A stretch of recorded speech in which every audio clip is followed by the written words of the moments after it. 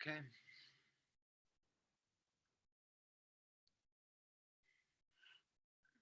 Thanks. Thank you for doing this.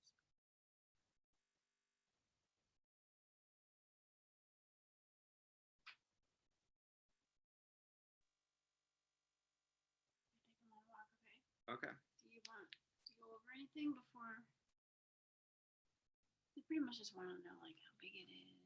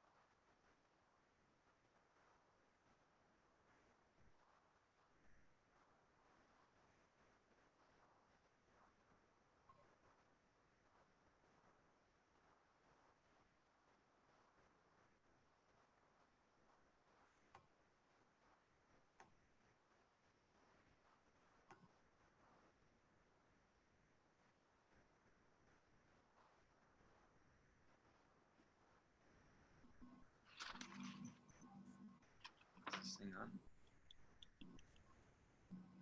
Not very loud.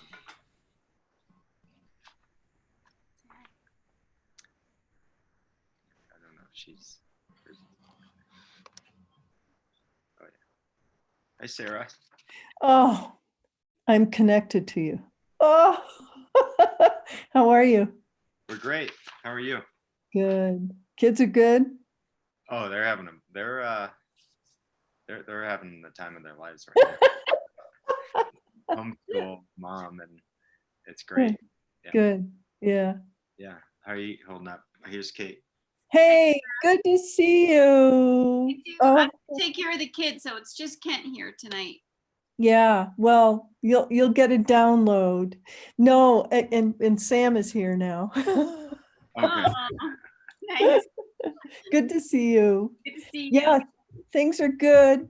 It's, we're hoping for revival but people are Yeah. healthy and walking a lot, walking animals a lot. And Yeah, at least you have plenty of open space. yes, we're very lucky that way. Yeah. So that's good. I saw you tore down your shed. Yes. Oh yeah, I did. I'm adding on to the house, and I will in some way replace the face of the garage on the new addition. But Oh wow.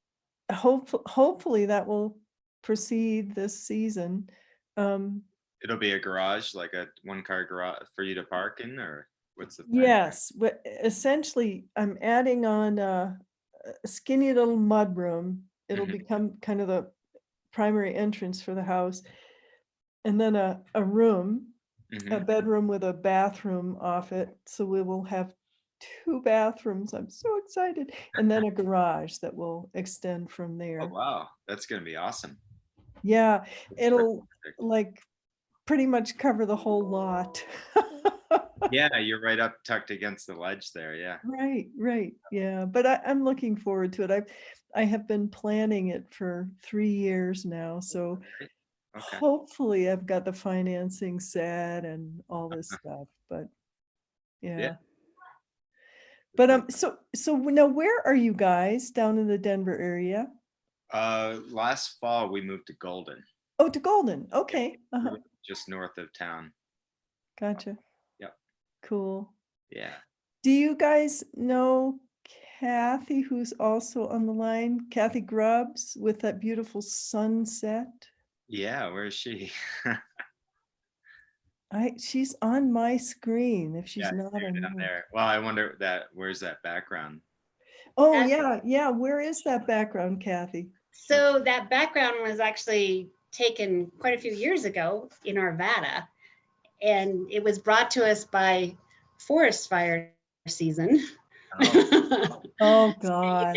You get sunsets and a half when, the state's on fire. Right. Yeah. Oh, right. No, true enough.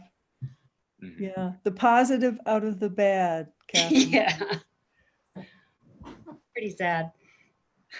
So Kathy lives, I don't know if you guys know each other? Kathy? No. No, I don't think we've been introduced.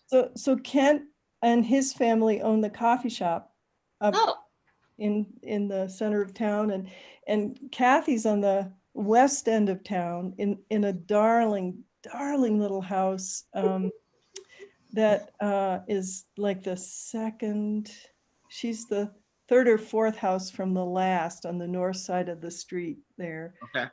right next to the museum. The Next museum. to the, that's right, that's the best way to describe it. Yeah. Goes museum and then the cart house and then our little purple house. Oh, the purple one. Okay. Yeah. Yep, we walked by there with the dog. Yeah. Walked by with the dog. The most wonderful garden, and it's so Yeah. cute. I'm sure you're anxious to start to see things green up again. Oh, it's growing like crazy. The Oh, poppies the poppies are already like 2 inches high. Oh my gosh. Hey, Rick Caldwell, what the heck? Yeah. Are you on audio? It says it's, oh, there it goes. Hey, Rick. Hello, Rick. Can't hear you yet. Wet paper towel first. You're speaking words of wisdom, but we can't hear them.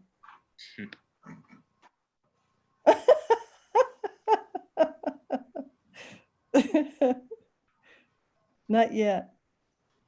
Do you know how to, let me see. Oh, you're going to call in by phone so we can hear you. Okay. Phone a friend.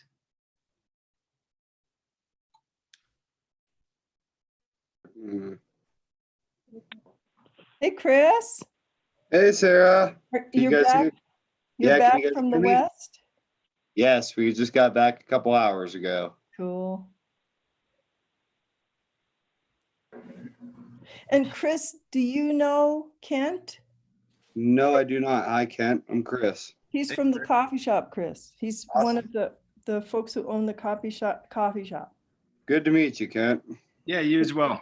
And Chris owns Milo's, Grumpy's location, Okay.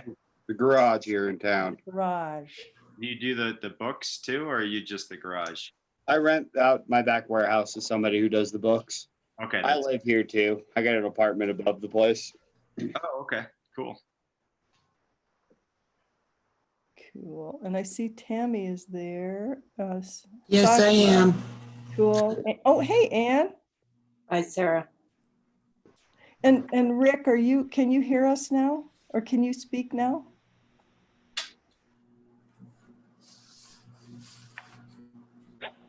Rick, are you saying anything? Hi. Oh, good. What the Oh, hell are there 11 people in this damn meeting? hi, Marty. Jeez. Hello.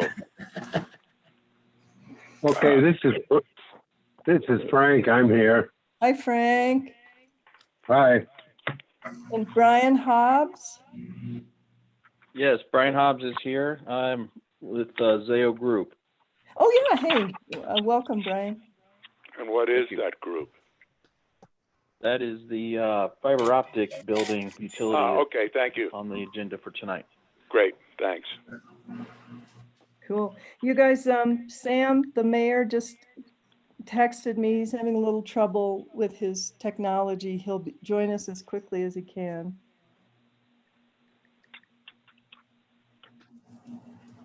Oops.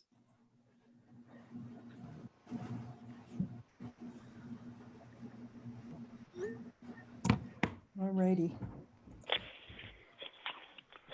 Yeah, it's a full agenda this evening. And there's an addition.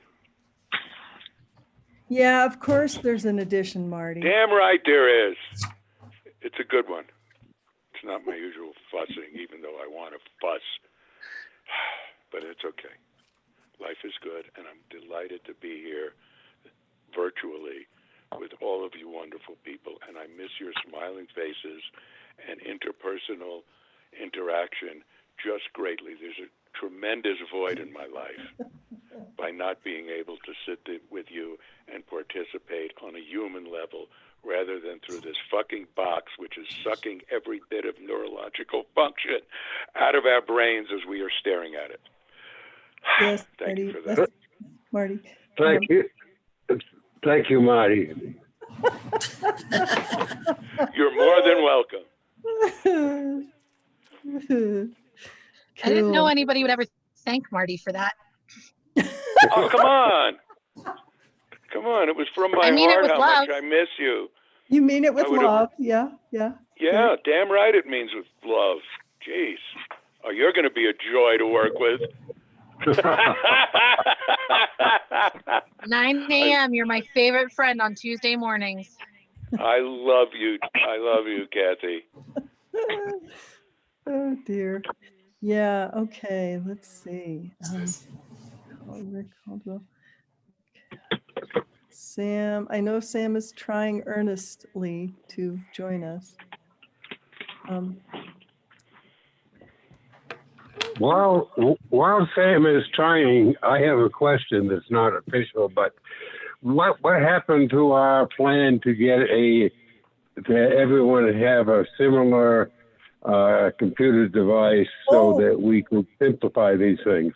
Hey, Tay, are you? I know. I Tay, have a comment on that, too. yeah. Tay, do you have an update on that? I'm sorry.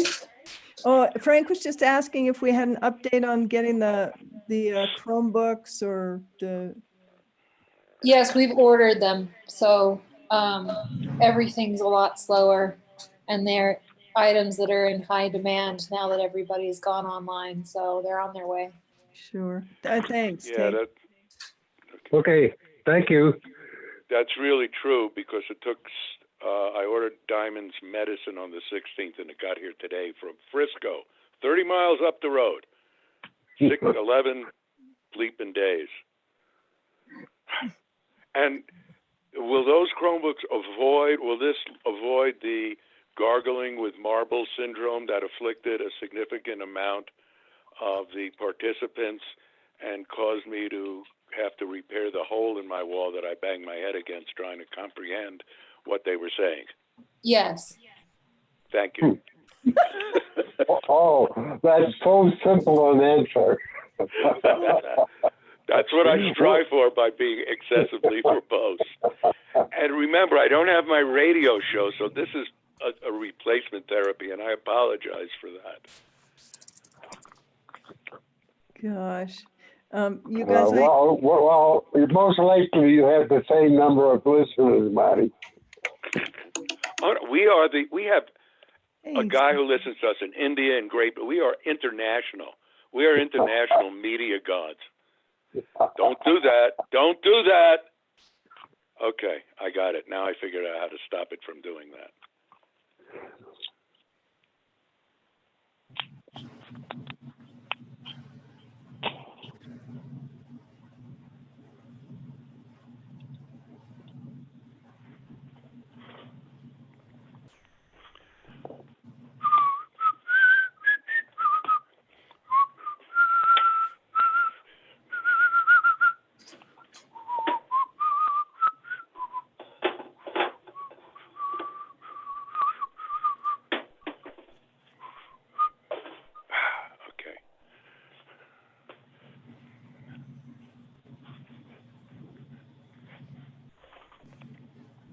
saw the first hummingbird this year, just about an hour and a half ago. Yes, That's pretty exciting. we're out today. So Yeah, I was delighted. It just, you know, almost Oh. compensated for so everything that happened today. Yeah, first I hummingbird, see. first tick in the dog too. Ooh. I had ticks on 3 of the kids. oh Yep, tick season's here. yeah, oh yeah. So you guys, Oh, I yeah. just, Sarah here, I just got a quick call from Sam, who is still having difficulty. He said if we could hang one more minute, I will start the meeting in a minute, and he'll join as quickly as possible and just sort of pick up wherever we are. So another minute of Marty, maybe, words from you or Rick. I thought words from Kathy you. was talking about someone kicking the dog rather than checking the dog, and I No. was about to, go over to her house. Well, she's eating my table, so she's getting Oh, nudged yeah. with my foot. Oh yeah, I have a dog that, I just got a blind dog who wants to sit in my lap all the time, which is most of the time fine. But like when I'm trying to get ready for this debacle or debacle, depending upon what you prefer, it kind of made my neurological dysfunction even greater than it normally is. Oh, Hello.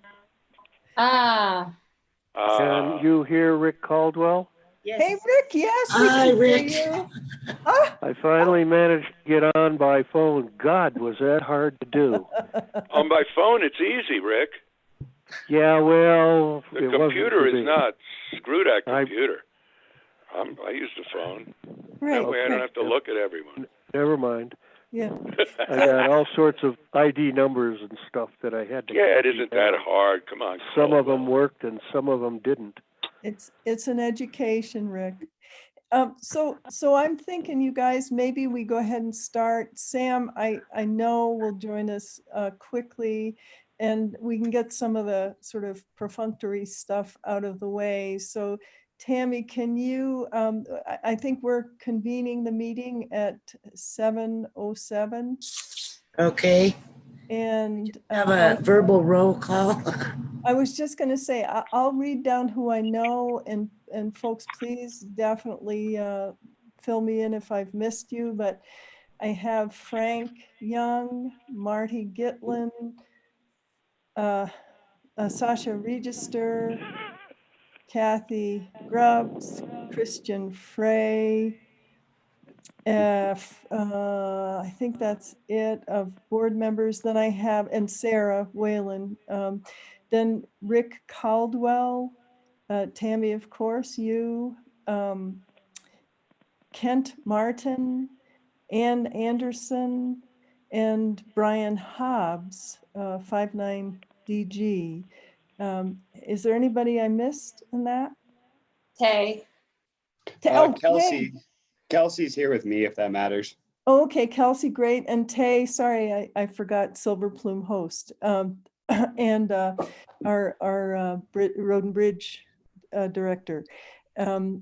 Very good. So Tammy, that's the roll call for now. Are we Thank good? you.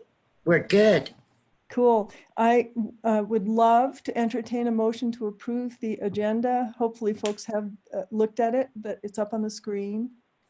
Yes, I move to approve sort the of have an agenda. addition. Chris, did you say you moved? I move to approve the agenda.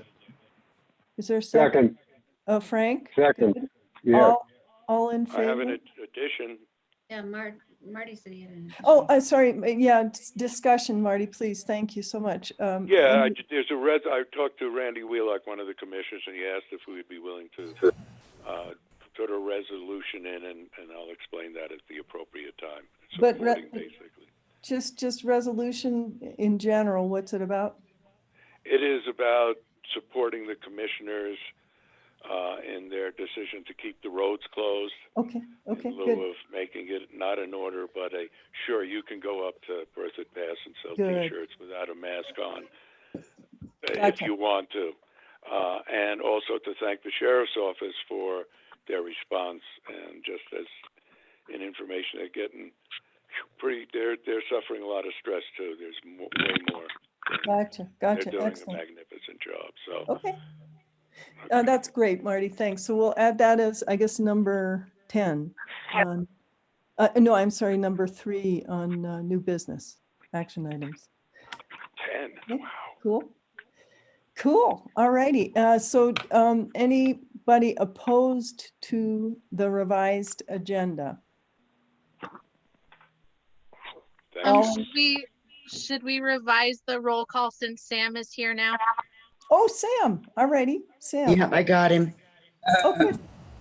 So yes, indeed, Sasha, thank you so much. Tammy, thank you. And so any concern, I mean, any, let's, so nobody is opposed to the agenda, all in favor of the agenda?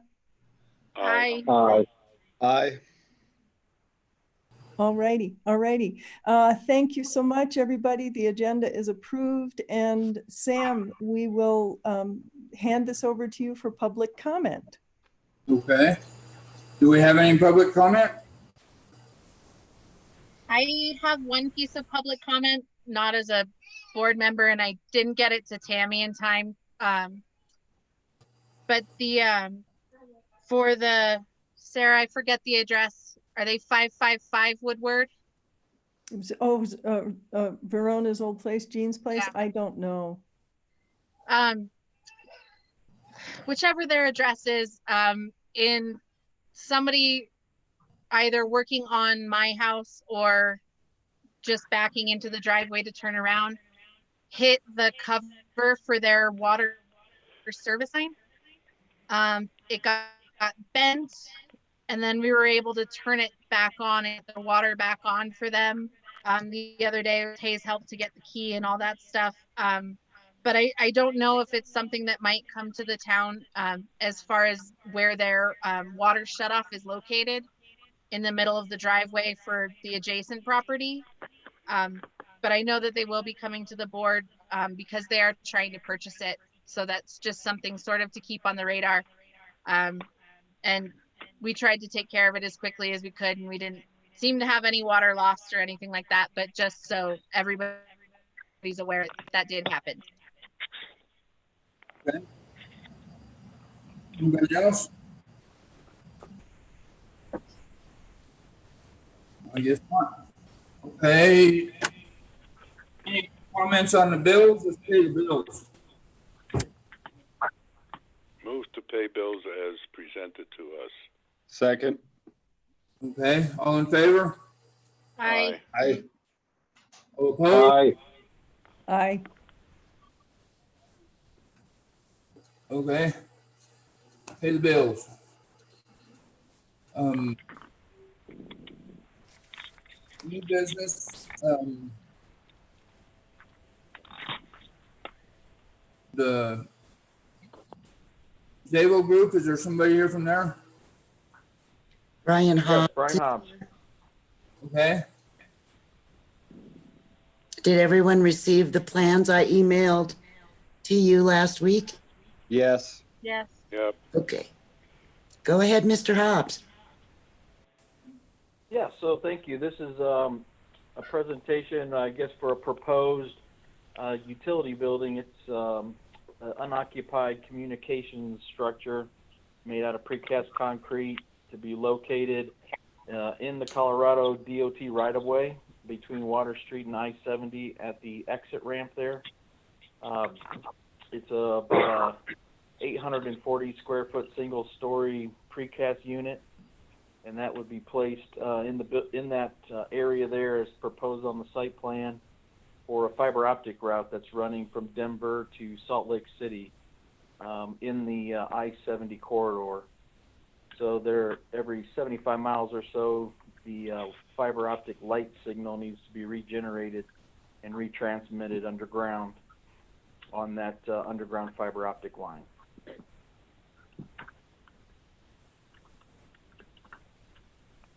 The site is just going to give you a background. It's an unoccupied structure, so there's not any employees or people stationed there.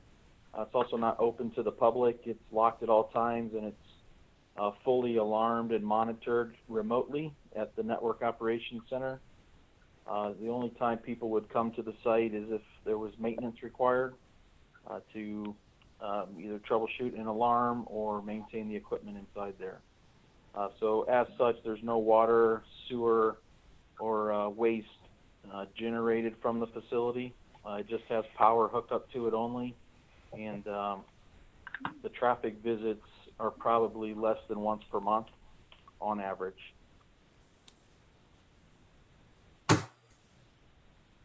Okay. Just out of curiosity, to the board, is that one of the places where the water sometimes puddles in the spring from either runoff from the highway or whatever? Is there a concern there, Brian, for surface water? The DOT's supposed to be putting in culverts and stuff there to take care of that water problem. Okay. Yeah, they have those big concrete drainage systems to be installed. They're on site now, so Okay. it looks like their timing will be good. Okay. And But from the site plan, it looks like they're going to put it in that parking lot to the west side of the parking lot across from my shop. Yeah, which is better than, Chris, it's better than what we thought it was going to be. At least I recall it was going to be right smack dab in the middle of the parking lot. That's better. Yeah, no, I like it. I'm not against it at all.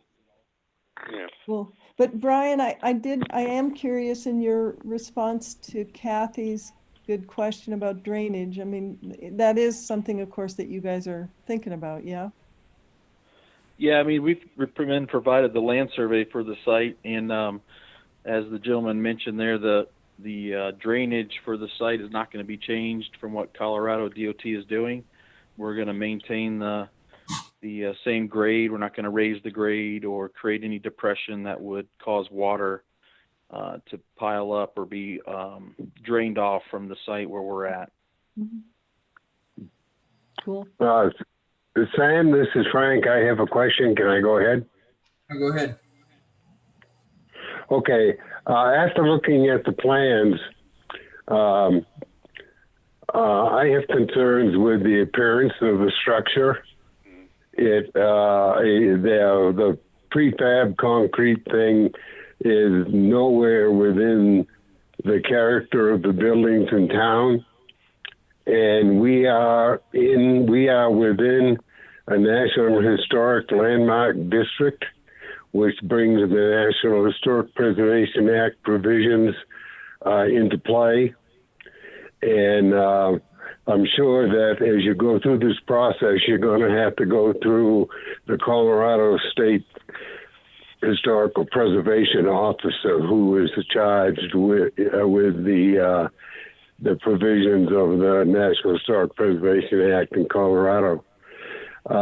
Just for your background, the town, a year or so ago, we went through the same type of thing when there was a proposed cell tower in town, and it's just down the street. It's west of the location we're talking about here, west by about a quarter of a mile, maybe.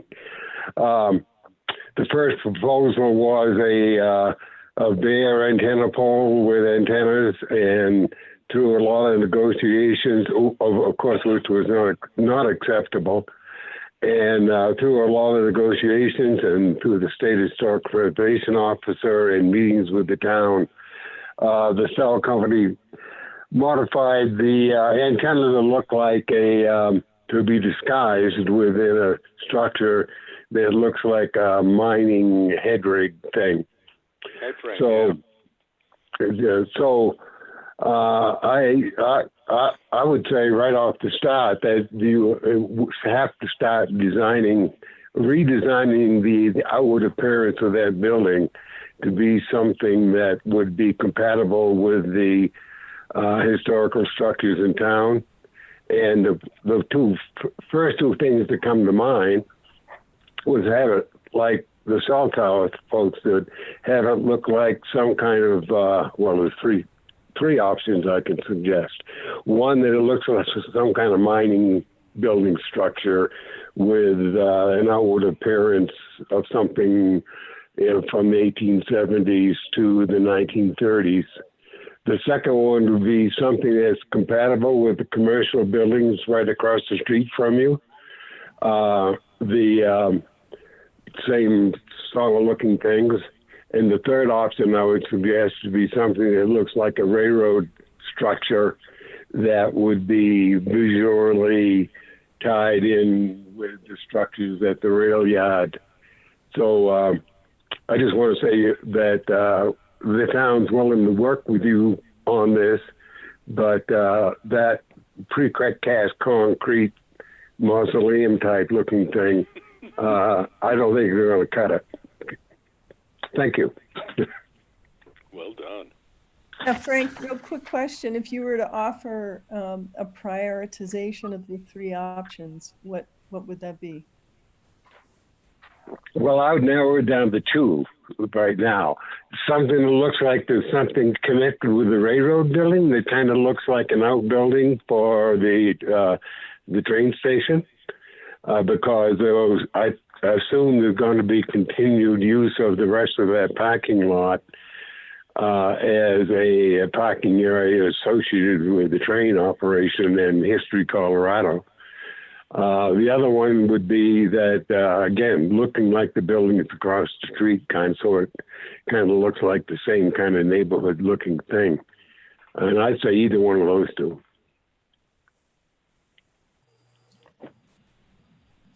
Is this sorry, I'm not aware of this. We've been working up to this point with the state of Colorado and the program architect at the Colorado Department of Transportation Property Management Group. Since this site was located in the Colorado DOT right-of-way, we were told that we had to work through those authorities and those departments. Is this a local historic preservation board, and is there a contact that I could reach out to in regards to like development regulations or anything that would be more specific on what we need to comply and adhere to? Oh, okay, I'll add this, and most likely someone else who was at the meeting I'm going to mention can add more. But we had the same conversation with CDOT about 3 weeks ago and expressed the same type of opinions to them. So CDOT is aware of what I'm talking about. Now, Rick Caldwell was on that phone call. So, Rick, could you add any more to that? Yes, I could. But first of all, can someone help? I'm hearing people out of phase on the phone and on my computer, and it's very confusing. Can anybody tell me how to get the current voice and not the delayed repeat of it? Are you on both devices, Rick? Yes, but I don't have a speaker on my computer. I can hear. Hey, what do you suggest? And I'm now hearing what I just said to you, delayed on the computer. Oh dear.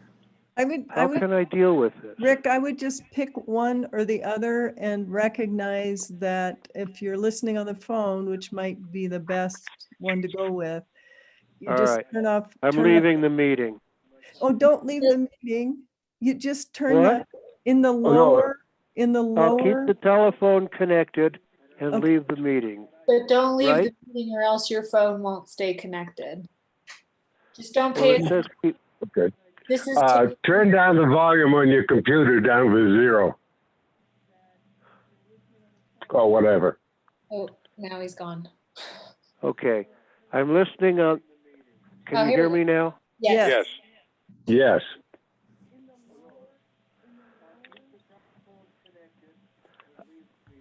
All right. That's So what I've Brian just done. with, this is Brian, and I'll speak to that point. I did, this might be what you're talking about, the phone call. We did receive from Colorado DOT the I-70 corridor mountain mineral belt design guidelines, and I included in the material that was submitted the direction we received from CDOT saying that we had to comply with these I-70 mountain mineral belt design guidelines. Is that what you're talking about with the conversation with CDOT? Yes, but in that conversation, this compliance with the national, I'm talking federal, Historic Preservation Act provisions, because as I stated when I started, this site, the whole town, Plume and Georgetown, are in a National Historic Landmark District, which is a federal historic district designation, not a local historical society thing. And any governmental type activities have to comply with the National Historic Preservation Act. I'm sure your consulting company must have run into this before somewhere in their operation. This is Rick. Can I speak now? Yes, I'll shut up for a while. We also have historic preservation guidelines as part of our land use code, where it refers back to the master plan done a long time ago in the town. And I spent some time with that today. The two things that bother me are, as Frank was saying earlier, the look of the walls.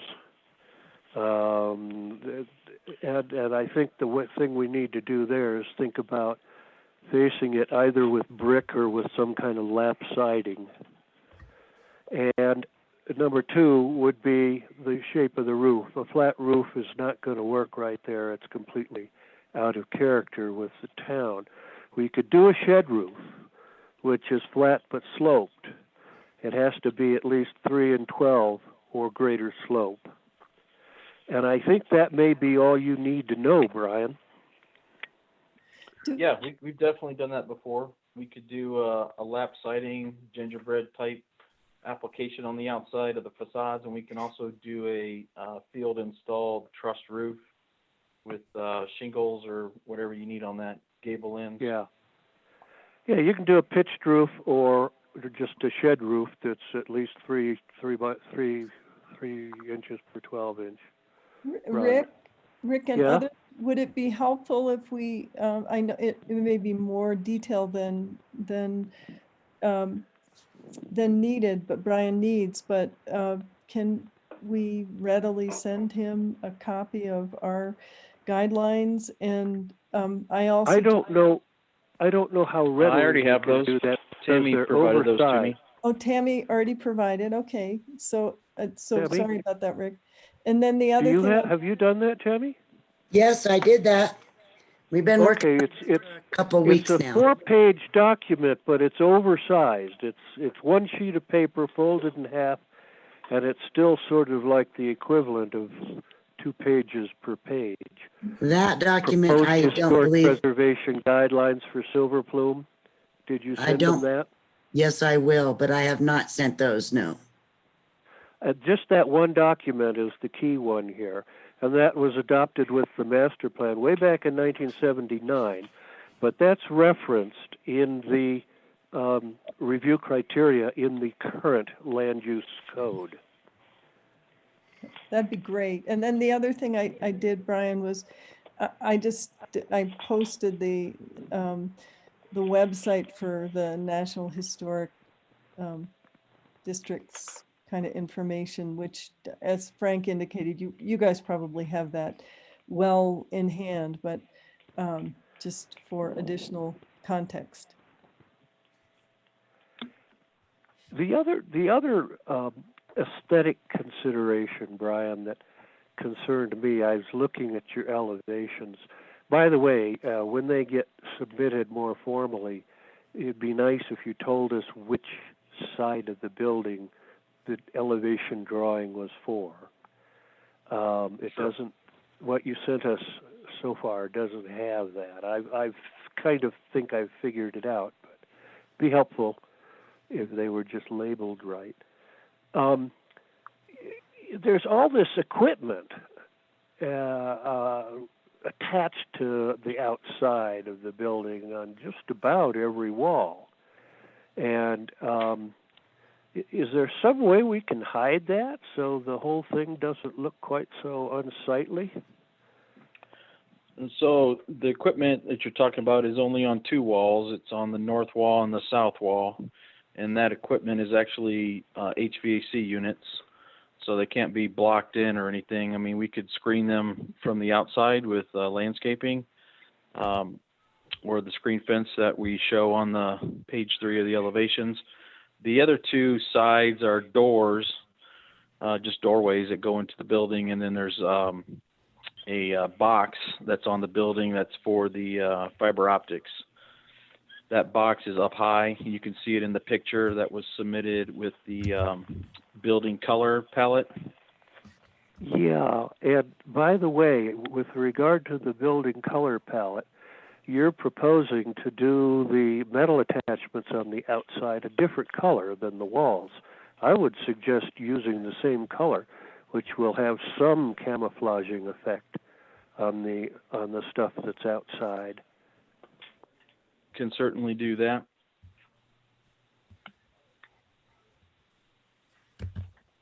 Your elevations show quite a bit. I mean, I see. How am I going to do this here? I see.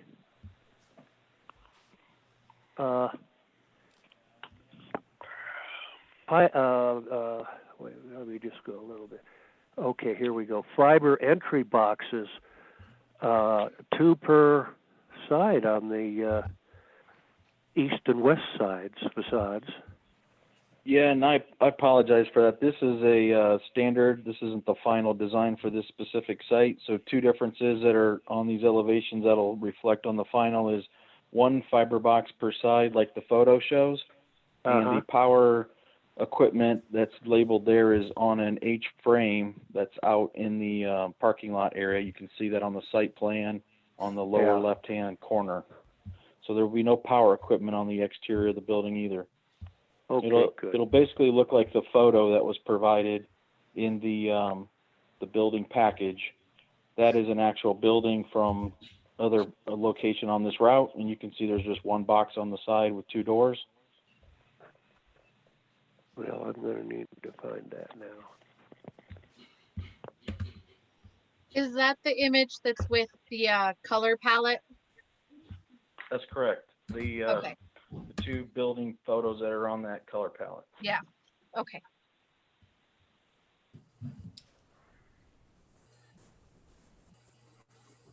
Okay. So from my point of view, in terms of compliance with our town's historic preservation guidelines, I think the roof shape and the sides of the building just need some thought in terms of being a little more attractive. This is a 12-foot high building. It's surrounded only by a 6-foot high fence, so we're going to see the upper half of it. Yeah, and Richard, this is Dave Snyder. I'm with Zayo Group. We're in charge of this project, and we were planning to add lap siding and do the pitched roof. Okay, good. Yeah, we were kind of rushing, I think, to put something together for this meeting, and we don't quite have the finished elevations yet. But okay, well, that'll be great. I mean, we'll have a chance to look at them later. I want to make sure that whatever you do end up submitting officially has the best chance of being approved. Yeah. So are those the main considerations, the lap siding, blending, any sort of metal on the outside of the building, make that the same color as the building, and then the pitched roof? Are those the main? Right. Well, with regard to the building itself. And then the fencing. The other thing that we're going to be interested in, and Frank mentioned it, is, kind of restoring that parking lot for parking purposes, because it is valuable as overflow parking for the Georgetown Loop Railroad, which is a state-owned facility. And I know that you're not leasing the whole big triangular parcel, and I don't know what kind of leverage you have with CDOT, but we're going to be interested in what happens to the rest of that site, and not just the lease site that you have shown on your site plan. Yeah. Well, and it sounded like from our previous conversation, CDOT was, I don't want to put words in their mouth, but interested or on board with maintaining the remainder of that space as a parking area. That was my impression, but I can continue to drive that conversation. Yeah. I spoke with Mark Grable from the railroad the other day, and CDOT has been in touch with him. They have an agreement. Basically, what they're going to do is they're going to keep the parking lot locked to keep it from filling up with junk vehicles. And when the railroad has a big event or sold out day, then they'll unlock for the railroad. That's an arrangement that's been made between Mark and CDOT. Now, the other thing that needs to be done in this pre-application conference is to decide, and this is really up to the board, but I'll make a recommendation on it,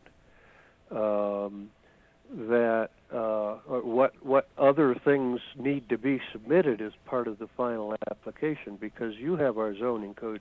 There's a whole lot of stuff that normally has to be submitted, almost all of which seems to me irrelevant with regard to this particular proposal. Who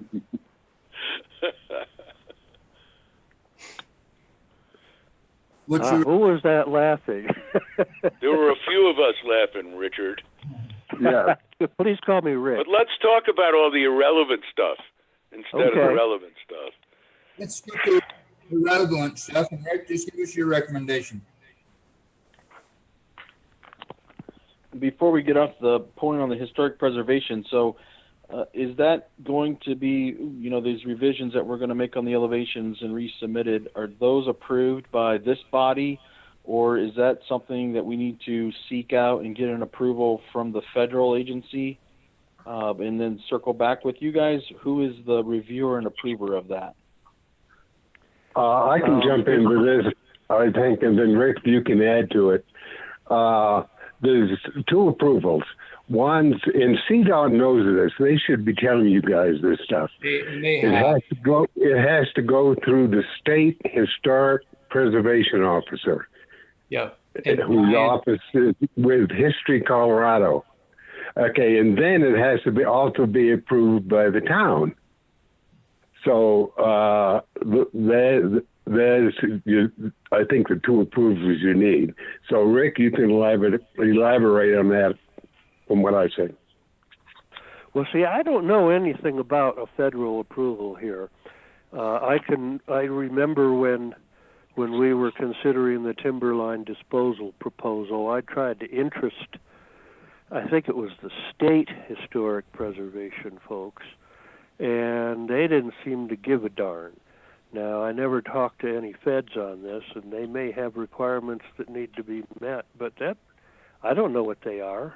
Okay. Like you do, huh, Frank? I'll explain a little more.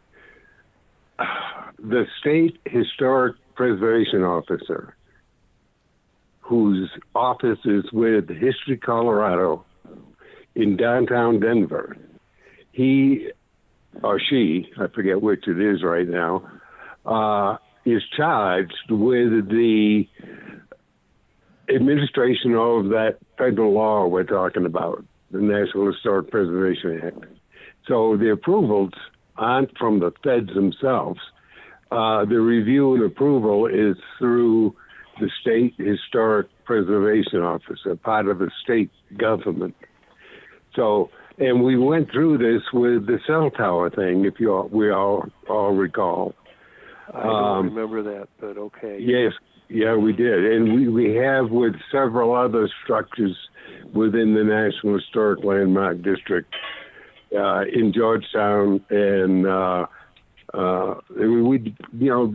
if you recall, when the sheriff's office in Georgetown has that massive antenna right behind their office that sticks up 300 feet or something. I exaggerate. It's only probably 200 feet. Right. They started out with an antenna that was bright white that you could see from Breckenridge.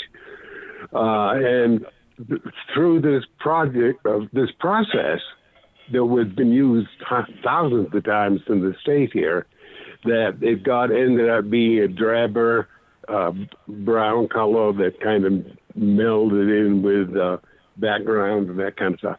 So this process I'm describing is nothing new. I mean, every project within the National Historic Landmark District, which is hundreds of them across the country, goes through this process.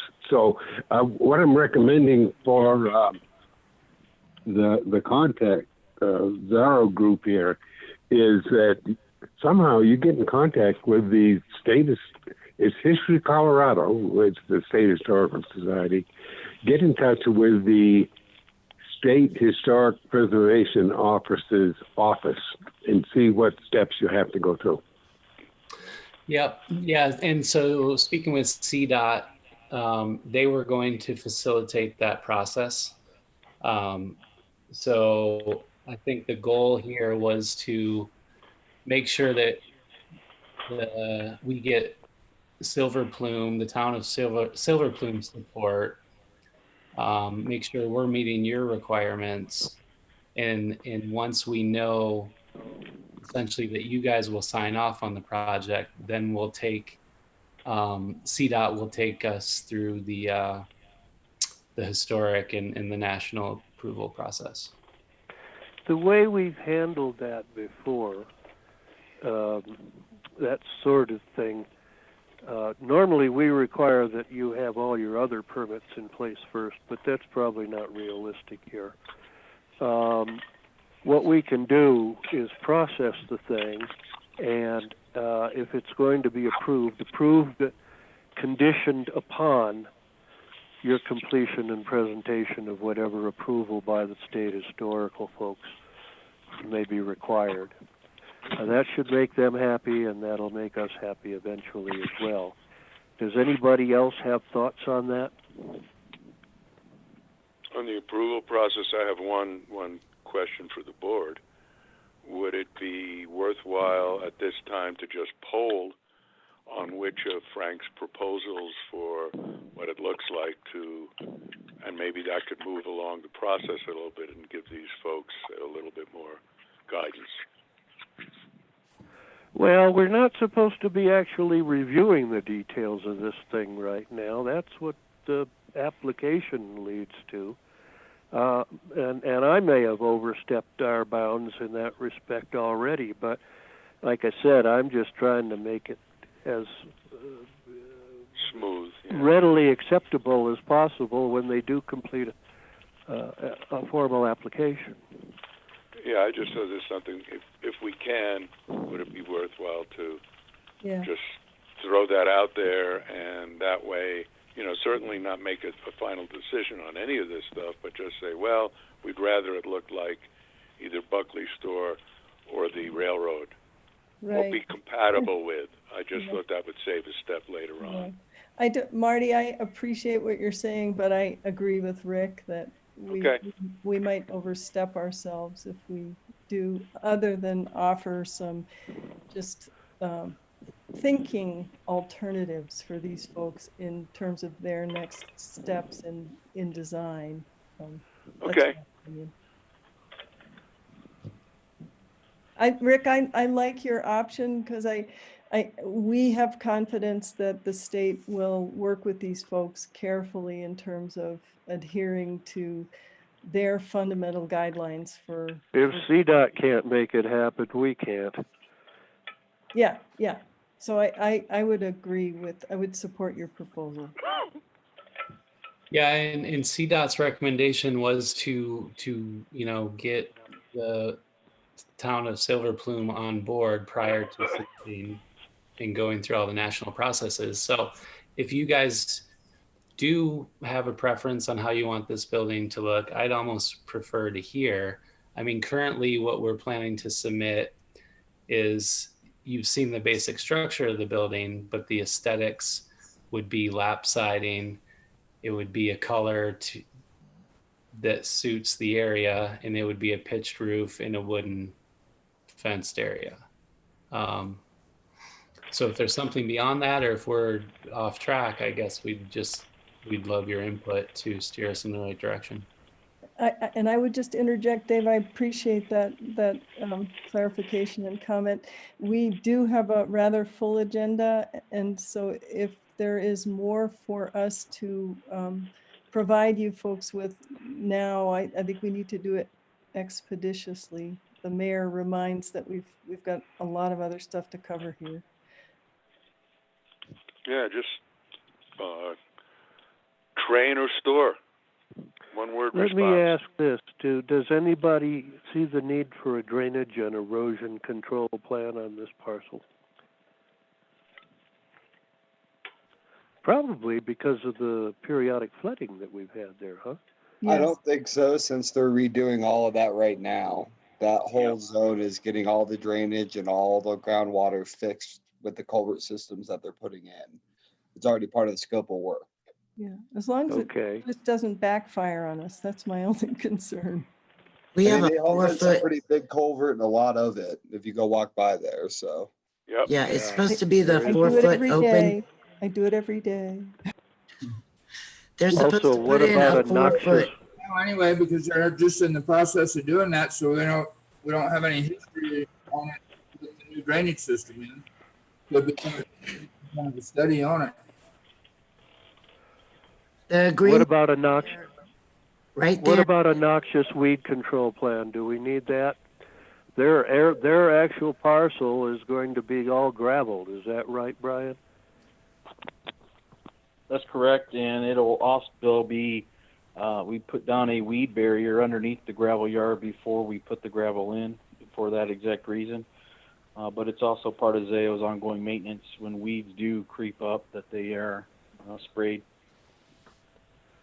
You know, when I said that there were a lot of application requirements, I misspoke. There are a lot of review requirements, which I suspect will not be relevant. That's what I had been looking at. My bad. Sorry. The standards. But that's for us to consider when we get around to the reviewing. And you'll be involved with that. Hopefully we'll be meeting in person by then. So is there anything Over and out. Excuse me. Is there anything that the board needs to make a decision on tonight, or are we just giving them guidelines that we've been talking about? I think we've probably said enough for a pre-application review conference. You've submitted a good set of documents. Unfortunately, I guess some of them are not representative of what you have in mind. But we've talked that out a bit now. I don't think we need to do much more on this right now. Okay, Brian, is there anything else that you're looking for from us? No, I mean, is my next step then, we can have this stuff revised by the end of this week. Do I work through Tammy with the formal submittal then? Yes. Okay. And all the decision-making, all the processing will be through the town board, which is who you're talking to right now. Great. Okay, are we ready to move on? Sam, just a real quick thing. Brian and Dave, is that going to provide you enough time to consult with the state historical society and stuff like that? Yeah, I mean, like David mentioned, we've already been in touch with them, and this has been going on for a couple of months already. So we have already started that process. Okay. And we're just here to make sure we make Silver Plume happy and meet your requirements and get your requirements approved and submitted. And we are also taking care of the state as a parallel path. All righty. Thanks, Brian. Now, you do realize, Brian, that once you've gotten the zoning approval, which I suspect will be fairly easy here. You do still have to get a building permit. So Yeah, at that do you point, guys you're have going to the need authority on that too, or is there a local building department, or do we work through the county agency, or in this case, maybe the state? Well, there's not a local building department. We don't really have any departments at all. Yeah, we're familiar with that. We will, the building itself has a state approval on it from the state of Colorado. And you'll have those drawings submitted as part of our zoning package as well. We can get those to you, but well, we may yeah, be able to expedite the building permit then too. I know you And then guys are it'd be anxious to get started as soon as CDOT finishes the wall and clears out of the area there. You got Excuse me, Rick, will this then go to the planning commission after you get the revised drawings and No, it won't have to go to them at all. Okay. It's a simple development plan, and there is no special review process tacked on to it. Okay. When we get to the next one, there will be a special review process. But that's not you guys. All right. Well, thank you for your presentation, and let's move on to 540 Water Street. Thanks, guys. Thank you Thank all. you. Take Brian, care. Thanks, guys. Thank you. Thank you. This is Frank. I just want to let you know I'm back with you. I've been gone for the last 5 minutes. My We phone missed you, quit, Frank. so I haven't heard a thing, but I'm More back. fiber, Frank. More fiber. Yeah, that's it. Yeah. Is that fiber optics you're talking about? Oh, God, I hope not. That's in keeping with the president's recommendation for COVID-19 mitigation. Right. Okay. Who's here for 540 Water Street? Kent Martin. Okay. As I understand it, we didn't get your plans until it was too late to get it distributed to the board. So we're going to have to do this again at the next meeting, but we'll listen to what you have to say. Okay, and I can share my screen. I've got them pulled up, just the site plan and the preliminary elevations. Okay. I'm happy to share that with you if this goes well. All right. I guess, right, I just need to get permission to share. But basically, I've been going through the zoning code and the design guidelines. And we'd like to do a mixed-use building on 540, right where they're doing the sound wall construction. And, Do you want to try to share your screen? You just have to push the button at the bottom, Ken. okay. Share. All right, there you go. Can you guys see that? Good. All right, so that's north is facing up to orient you. Can you see my cursor at all? Yeah. Yes. Okay, so Yes. Water Street, and then down on the southern end is the westbound on-ramp. And it's about 18,000 square foot lot. And we're looking to put about an 1,800 square foot building on this eastern end of the lot. And it would be a lower level. We'd be looking to rent out to a commercial space. Ideally, a restaurant tour would take it over, or even maybe possibly multiple tenants on the first floor. And on the upstairs, there'd be at least 3 one-bedroom and possibly a 2-bedroom apartment upstairs.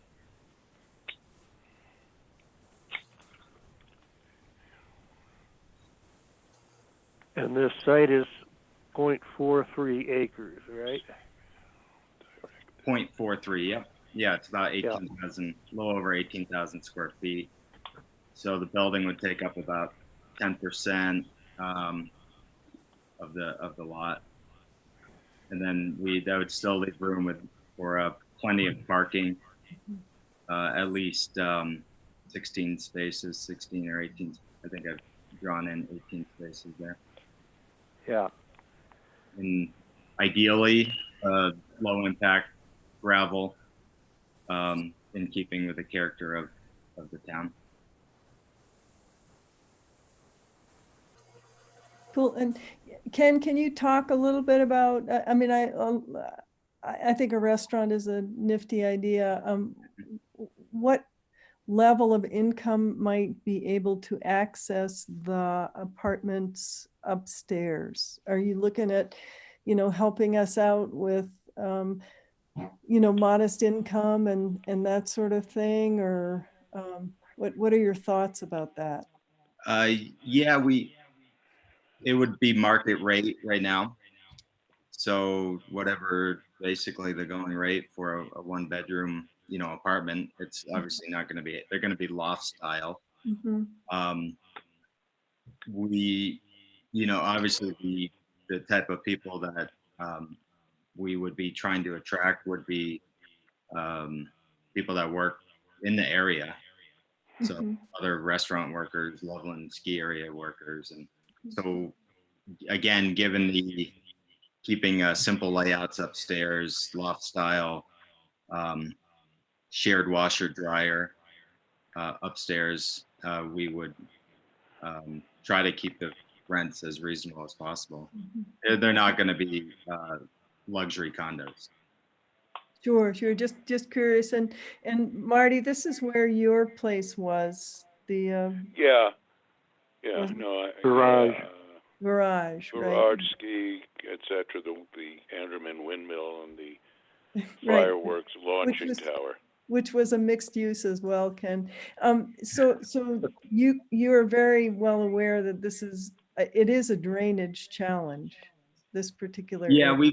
we've had a soil survey, and the foundation engineer is going to take care of anything we have to there. It drains naturally to the south along the on-ramp there. And as you were speaking to, that the culvert project right now should ameliorate a lot of those issues. Some of it, yeah, sure. But And then, be taken care of, and we'll be on the dry side here. yeah. And I'm going to shut up after this, Kent, but my other related question, I know this is very preliminary for you guys, but you heard the earlier conversation about the character, the nature of the construction and that sort of thing in keeping with the historic district. Where are you guys in your thinking about that particular sort of lens you want to go through? Yeah, we've been keeping that in mind and going with the style of it'll be a Western facade, similar to something you'd see on Main Street or even the garage. And also the siding would mostly be corrugated steel that would rust, and again go for that mining effect. And I've got some elevations to give you a better idea. There they are. So this would be this top left would be the back side of the building facing the interstate. Top right would be the front western facade, and going with the look of Main Street, the town hall, the western facade with lap siding. Nice big tall windows again, and going with the proportions of the town. And then this front area would be, this would be facing towards the east, looking down Water Street towards the that intersection of Woodward and Water. And off of Water Street, so this lower left side, there'd be a covered front patio. And this would be more on that train style, industrial mill style, garage doors, corrugated, rusted steel, the entrance to the restaurant. And so this would be that Water Street side. And then the looking up valley, again, to protect us from some wind and that world famous Silver Twin winds. It'll be a again, just a corrugated steel eastern side there. Are you concerned, Kent, about having the building so close to that, let's admit it, ugly sound wall that they've just completed on the access road to the interstate? I mean, your building's going to be pretty close up to the previous one. It certainly is a much nicer option right now. No, as far as the nice thing about the way we've sited it is that the apartments will face upstairs here. The apartments will face down valley, having, you know, the view of the sunrise, and then those north facing windows here upstairs will face the Bull's Head, the mountains. And once you're inside, you'll our proximity to the interstate will be quickly forgotten. How much of the little growth of trees back in the bend of that road will you have to remove? I shouldn't. There's some aspen and probably some willow. Most of that, as I'm familiar with the site, is on the CDOT in that drainage way. Okay. I am a landscape architect, so although I don't show any landscape in these drawings, we'll be sure to do a good job on the landscape. And I have a question. And you're sure that the windows for the dwellings will be high enough to see over the wall? The sound wall? I believe it's a 20-foot wall, roughly, and then it's up a little bit. And behind you won't see over it. Well, this is here. East of you. Oh, east. Yeah, there'll be a view of I-70. I'm somewhat confident, but these windows are hallway windows. It's just a design consideration for you. I don't know that it's of major concern to the town. Looks like you've shown some kind of vertical siding, though. Can you be thinking in terms of horizontal siding of some sort?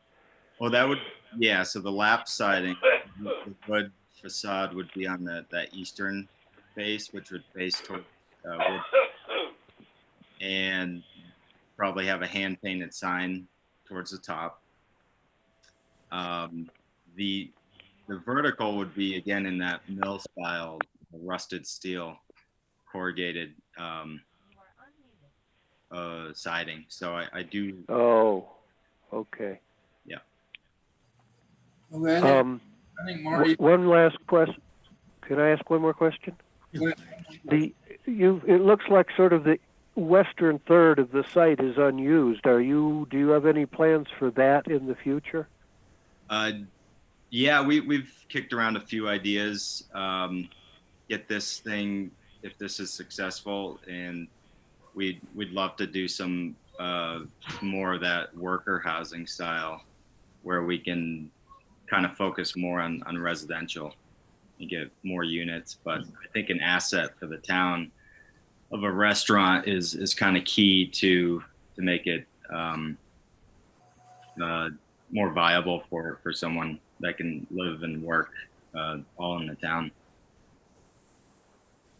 Keep in mind that the land use code has a limit of 9 units per acre, even when you go through a special review process. So you're fine with the existing proposal, but you might run into some trouble with adding more units at the western edge or side of the property. Yeah, that's something that obviously density is going to be key to affordability. So we'll cross that bridge when we get there. Yeah. Okay, I'm over and out. Okay. Thanks, Rick. Okay, Marty. Yeah, Tay, what kind of impact do you think it might have on infrastructure in terms of water, sewer, et cetera, and what, kind of how we would have to view that?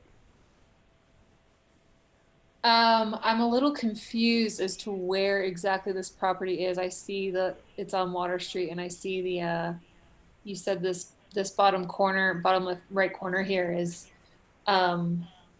It's the the exit ramp. But regardless, Due west. all of the, like the main for the water and the sewer, they all run right down the north side of Water Street. So Yeah, we got water, gas, and sewer all right here. I'm talking about increase in water demand. I'm talking increase of, stuff that's going down in Georgetown. That's more of my concern. Not accessibility is relatively simple. so the pressure on the water system isn't even an issue. We have the capacity to serve many times full what we are currently serving. The sewer system, they still need to fix that meter. It's kind of, it's an ongoing, it's a life work. Right. So I think that's still at a set rate, so that doesn't matter, but I imagine that might change and if our rates get lowered, but I can't really answer that right now. Okay, yeah, mainly We're in like trouble if pressure 3 more units are causing water shortage. Yeah. My concern, thank you, Rick, for telling me what I was looking at asking. I appreciate that.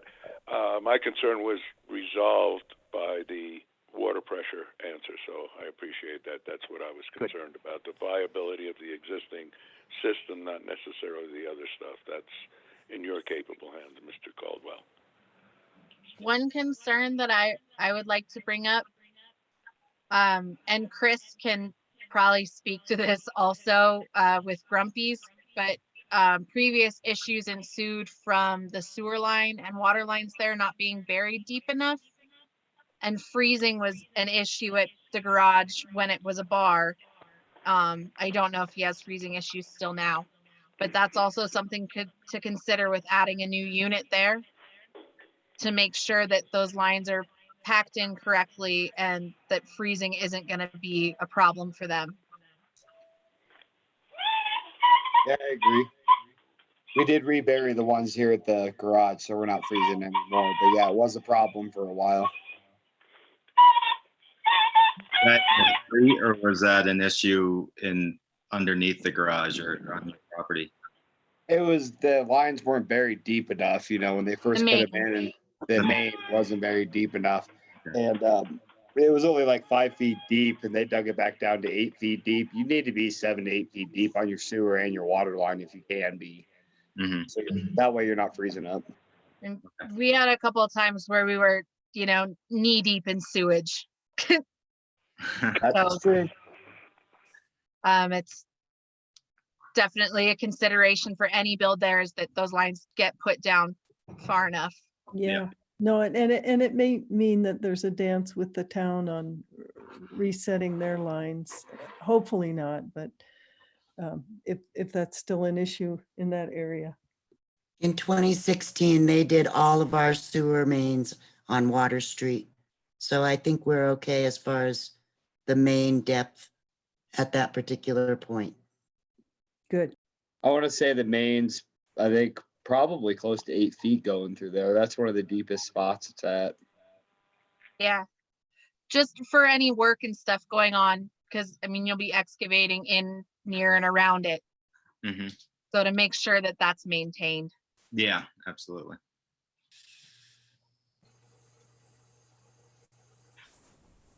Okay, Rick, you got anything else for him as far as what he needs to do? You talking to me? Yeah. Rick? I don't have anything else at this point, no. Okay, anybody else? This is Frank. I'd just like to say that it looks like an interesting proposal and much better thought out than our previous discussion on the fiber optics building. So I would say forge ahead and we'll work with this. It looks good to start out with. Yeah. And just to be clear, though, Kent's next step is the zoning and planning board, yeah? Yeah, because this is a special review. It's multifamily housing. Yep. Just wanted to clarify. Good. Yeah, Kent, I'm psyched about it. It seems like a a pretty cool collection of needs answered in that one little spot. So Yeah, it's it's a Main Street development, and it's kind of what I think small towns need. Place to work, place to live. So we're excited to forge ahead. Okay, move on to the next item. Thank you, Kent. I got New website, okay? Okay, I'm going to sign off here, folks. This is Rick. Any reason I should hang around further? No, Rick, thank you Mayor? very much. Thank you. Thank you, Rick. Okay. good to hear you. Good luck, folks. Bye-bye. Bye now. Bye. Thanks again.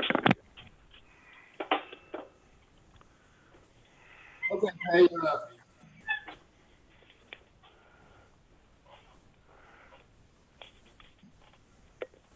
Sam, did you finish? huh? Did you? I couldn't hear what you said. There was too many people talking. So you're up for the website. Tell us- I was under the understanding that we were going to take comments if anybody had reviewed it. Has anybody had a chance to take a look at it? Yep. Yep. Yeah, I think it's well done, and I think it's fine, and it's very useful, and it is a long-needed resource to all of us. So thank you guys.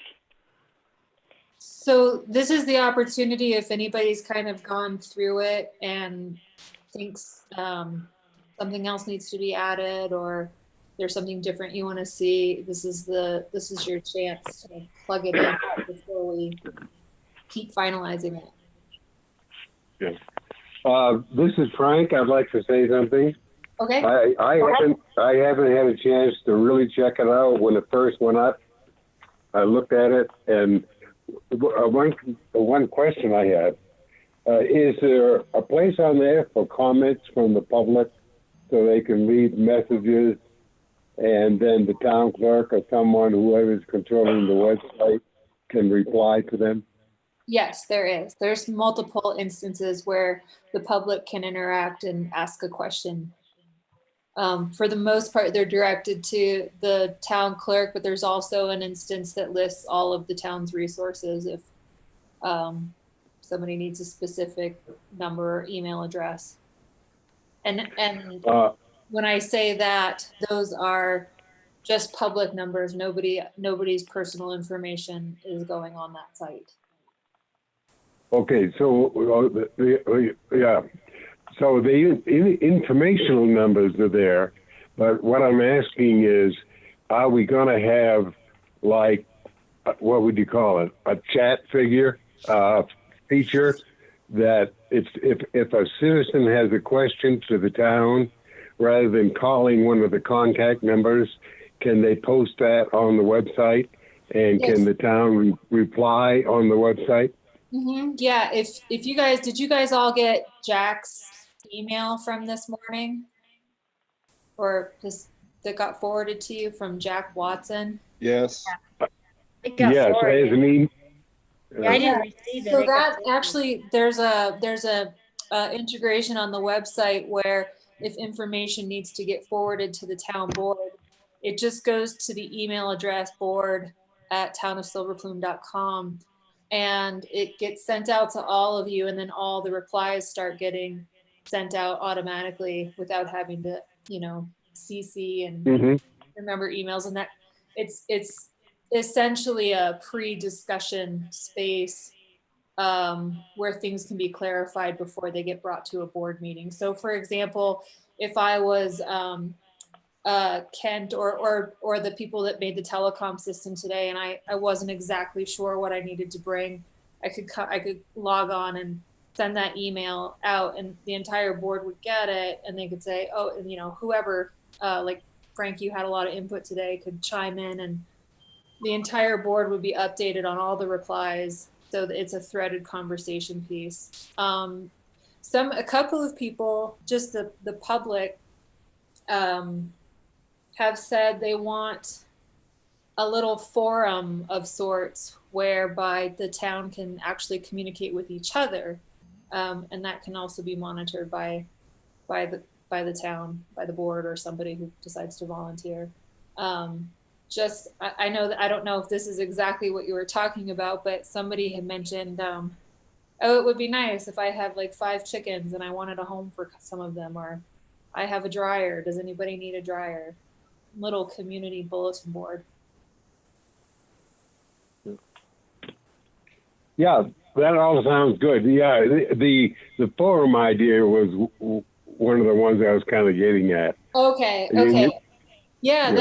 that's actually something I wanted to hit on, but I didn't integrate that yet. I was working more on getting the current stuff ported over and making sure all the informational basics was on there. Yeah. Well, it sounds good. I'm not complaining at all. Oh, no, that's fine. I just needed just- to know what you're talking about, so perfect. I have one Yeah. question, Tay. That with regard to the emails going to the board from the contact us link.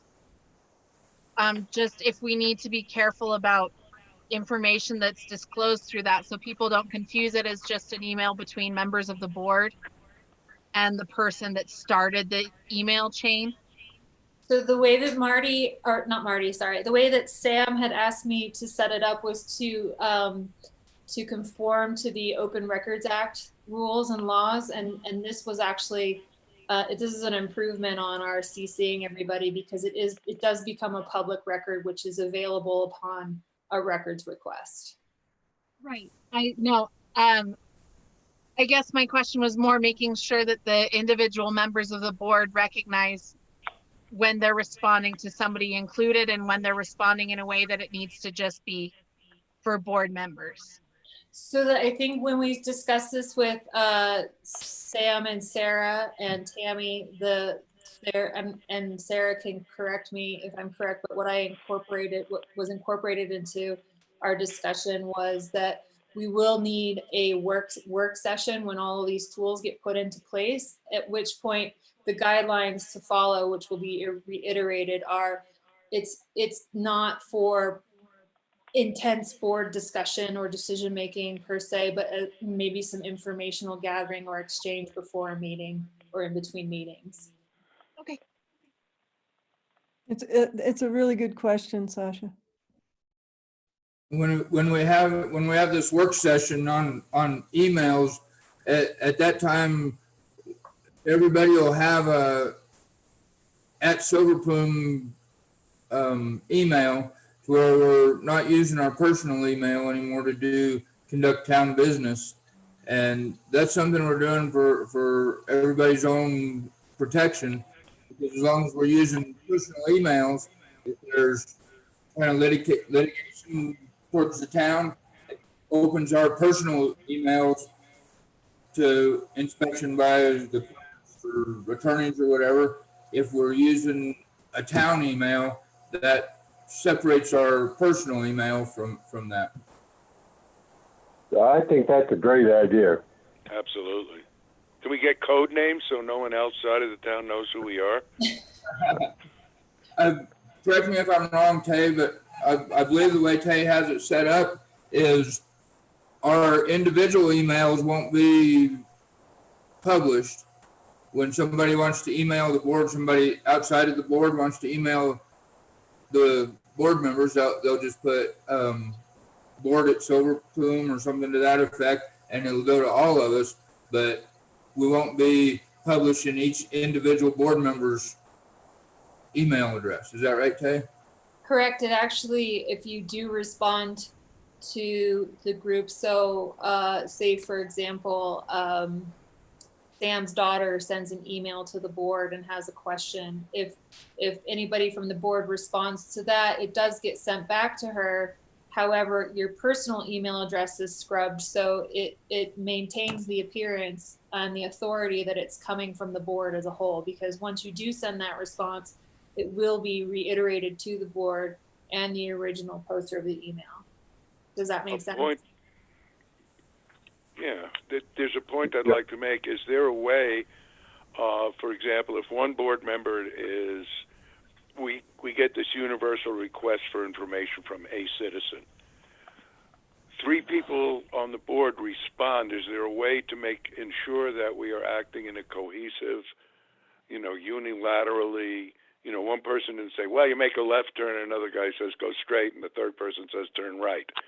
That's a bad analogy. I think those guidelines will have to be established in the work session. It's going to be, you're going to have to use your best judgment as part of your role anyway. So, of course.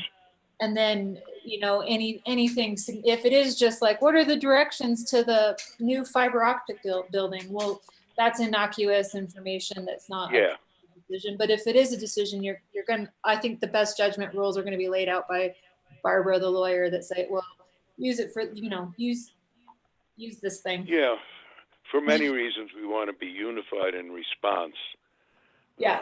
This just gives us, it gives us the protection, like the immunity that has been recommended by the town's lawyer for the last little while to kind of avoid some of the use of personal emails and talking outside of the board and that information not being searchable, etc.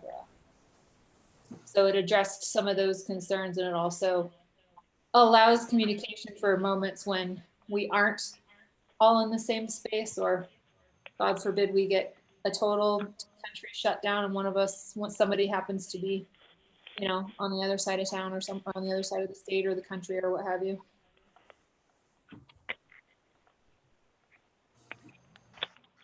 Does that sorry, I went off a little bit. Does that answer your question? Sufficiently. Okay. Thank you. Okay, something else on about the website. In the interest of transparency, in setting this website up, Craig wasn't interested in providing the what is it called? The hosting. Yeah, the web hosting. So when Tay was putting it together, she set it up with a company that, as I understand it, she formed a while back. She no longer is involved with the company. She doesn't receive any income from it. I had a conversation with Barbara to make sure that there was no conflict of interest. Doesn't get any money off of it. It can be changed at a later date if we see fit. But for right now, that's the company that's providing our web hosting. It'll be provided at or below the same price that Craig was providing it for. I want to clarify that. I don't know. I haven't got the information of what Craig was providing, and he wasn't providing certain services. So we need to, the blue line needs to go over that, whatever their invoice was or what have you, in order to try to match it and then give you. Make sure it's apples to apples. Yeah, exactly. Right. You've actually paid him less than $200 each year. He doesn't do a whole lot.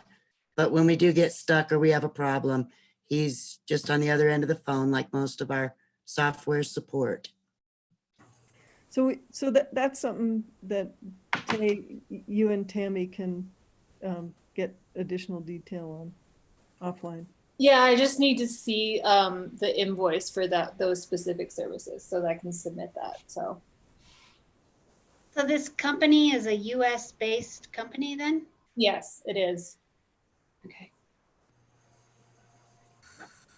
And I have done the research. The company is legitimate. It's nothing. It's all legitimate. So how did you go through the vetting process with it, Sam, to show that it was legitimate? Excuse me? How did you go? What vetting process did you use to come up with the fact that you said it was legitimate? Just looked them up on the internet. I didn't go through any official procedure, but I do have a question. everything that I could, there, What's the name of the company? Tay, or yeah, Tay. Blue Line Web Solutions. I'm sorry? Blue Line Web Solutions. Once you guys have finalized the website and you have an invoice for me to pass along to compare, you'll get a quote from Blue Line. And if it doesn't fit your needs, you can transfer it to somebody else. As far as being able to set it up and work with Craig, that was just the fastest and easiest. And you're not paying for it right now, so. So is there any reason we didn't get a colorado.gov site like other municipalities have? A lot of municipalities don't have that, and they cost about $500 a year. Just a question.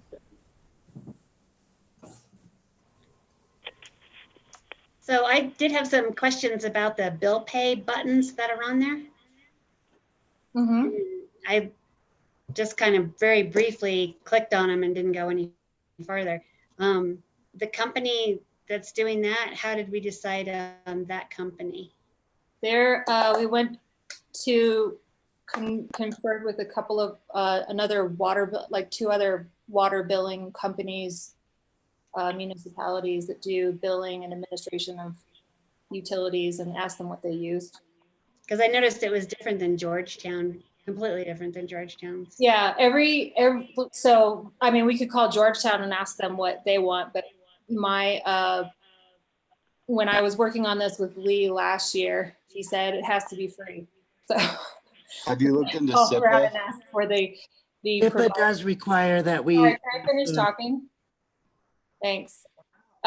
So we got a couple of different suggestions, and I've plugged in one so far. And if that's something that you guys want to go through and take the time to figure out which one you want available to your users, you're totally free to do that. I would just be more concerned with the security aspect of that. Seems how bank account information and everything goes into. Yeah, so we don't host any of that information. It's a third-party provider that's used by other utilities. Excel uses it. A couple of other utility producers that are municipalities use it here in Colorado. You can go through their entire clientele list. So they're a third-party provider, and they take on the insurance and the security issues.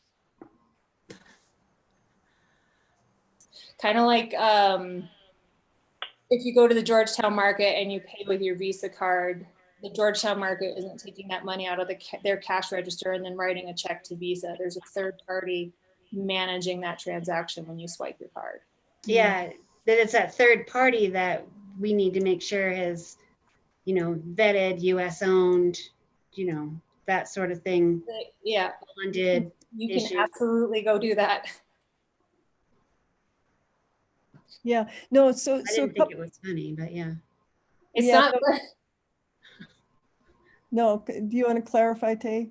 Yeah, no, it's not funny. I sometimes have trouble explaining that. So you should probably call them if that's a concern of yours and do that research. What I was wondering, Tay, was picking up on what Kathy is saying, and then also recognizing, I know Chris had a suggestion as well, but does it also make sense for us to do that vetting? I mean, Tay, to be frank, you've done some vetting and you selected the option or options that you have there because other utility companies use them. They have their vetting processes. They wouldn't use a third party that offered, the potential for people's bills and personal information to be utilized inappropriately. So don't downplay what you've already done. But to me as a town, when we get suggestions from board members about whatever they would suggest using, or if it's checking with Georgetown, great, we'll do that. But when we rest on whatever 1, 2, or 3 options there are, maybe we have a blurb that comes up that people recognize, this is whatever the wording is, a certified agent, third party, whatever, but also that if they choose to use the service, there's an opportunity for, whatever, somebody misutilizing their information. I mean, but essentially giving people that brief bit of cursory cautionary language.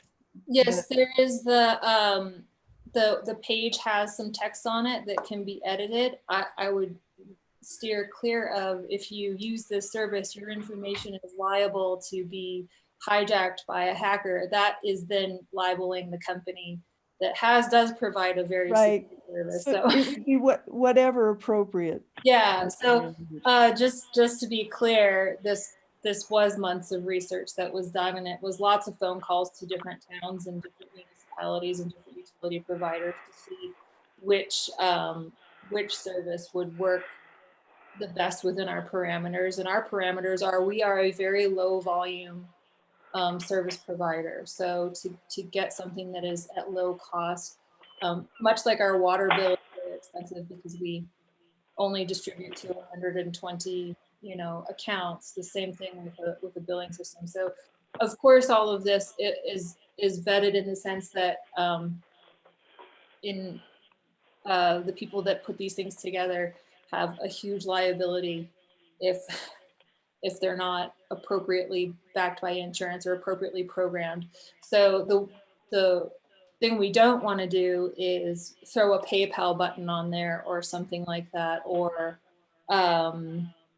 have an internalized where the town of Silver Plume is taking credit cards. We don't want to do that, because that does put us in the liability. So anytime you set up a site that's going to take payments securely or what have you, every company deals with a third-party vendor when they're processing those transactions. But we've taken the extra step to have a third-party vendor actually manage the transaction from beginning to end. They're collecting the information. They have the account information. Like I said, Excel uses them, is one that I can think of. Parkville Water uses them. The town of Leadville uses them.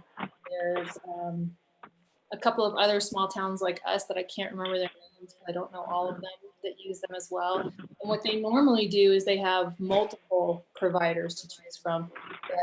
And this is the open part where suggestions can be taken. If somebody has a better idea or option, then that's fine. Let me step in here for a minute. We're already over an hour and a half into the meeting, and we're only on our second item of business. If you have more you want to talk about on the subject, send me an email. We'll put it on the next agenda. But we need to move on. We still got a lot to talk about.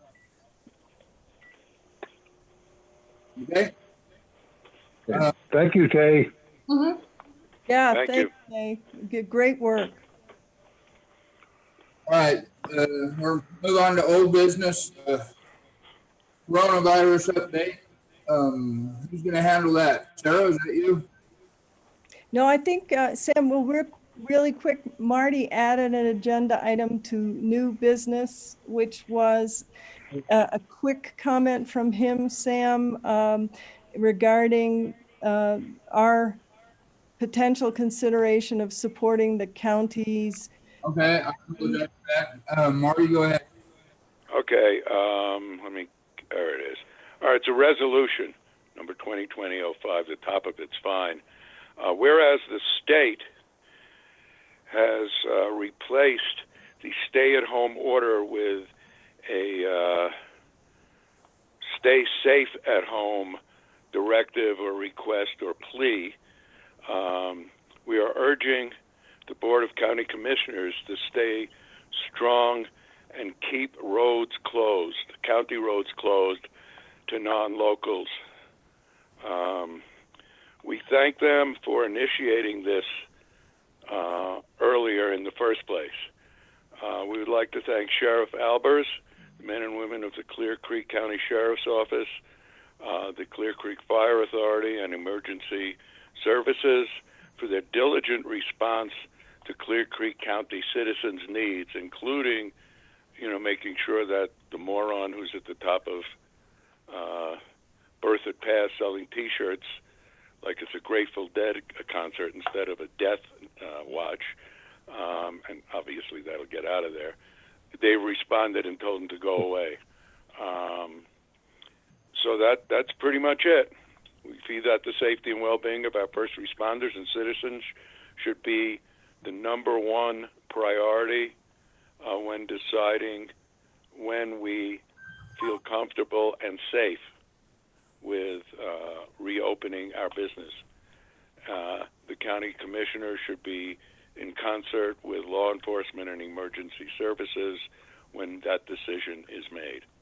So that's basically the gist of it. Okay. Go ahead, somebody. Oh, Sam, Marty, what do you want from the board? To approve the resolution. I want that in resolutorial form. Okay. One quick note here, Marty, that was not on the posted agenda. The board can't make a motion on it. Okay. All right. And this is at the request of one of the county commissioners who I spoke to last night, that we, if there's, if in the interim, if there's anything, but at some point, whenever we can, I would appreciate that being made clear or resolved, be it so resolved. That'll be May 11th. Okay. Okay. At the earliest possible appropriate date. Yeah, I think it's a good idea, Marty, just individually as a Yeah. board. Yeah. No, it's fine. We got to do it in a manner that is. And Sam, it's Tammy on the coronavirus update. Yeah, I get your text. All right.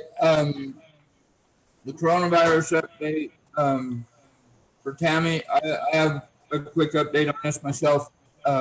Real quick, first I'll turn it over to Tammy. I've been asked to be on a committee for the county to help set policy for the coronavirus from here on. The first meeting will be Wednesday afternoon, I believe. So I'll be doing that, and I'll have updates from that. But I'll send it to the meeting. Tammy?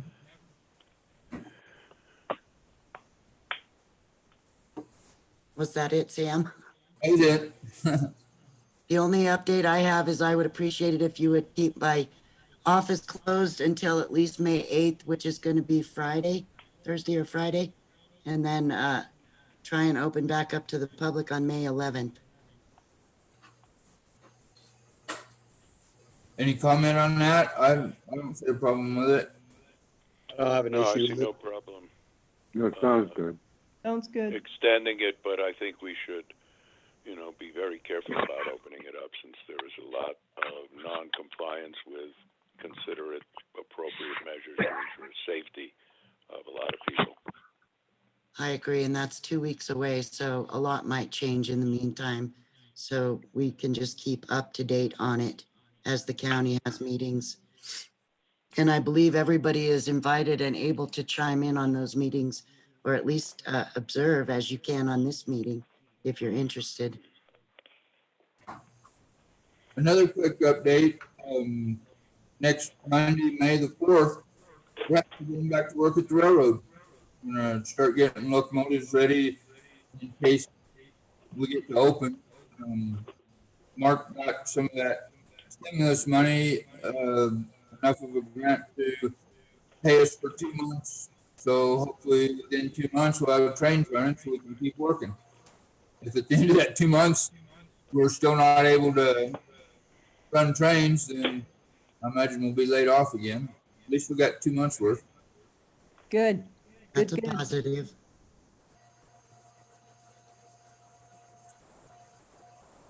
Okay. Anybody else on coronavirus? We are going to keep the signs up for local traffic only, correct? Yes. Yeah. That is something we probably ought to discuss. I don't think we ever put a time limit on that. Are we just going to run that until the county lifts their road closures, or what's our plan there? We probably ought to have some kind of a plan. I think we should, until it is necessary to, until we feel that the safety of ourselves and our citizens is not going to be compromised by knuckleheads. At that point, we should decide to remove them. Yeah. It would be well to coordinate with the county. If the county opens the county roads, then probably we should too. That's my opinion. Yeah, no, I agree with that. But just, you know, I don't think we need to define a deadline. I think we should, you know, keep it open until we don't need them anymore. And Other I think, Frank, you had mentioned you'd like maybe by the Board of Trustees on those signs.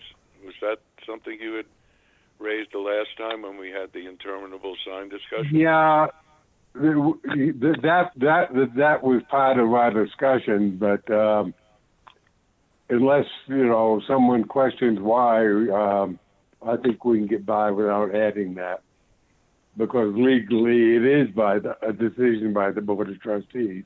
Right, and that gives us a legal ability, because at times during Sunday rushes, I've been confronted by people saying you can't, et cetera, et cetera, et cetera. Yeah. And if we had some authorization, so other than, because if you don't get out of here, I'm going to puncture your tires, which would be inappropriate and unfriendly, although effective, we need to have some legal ground.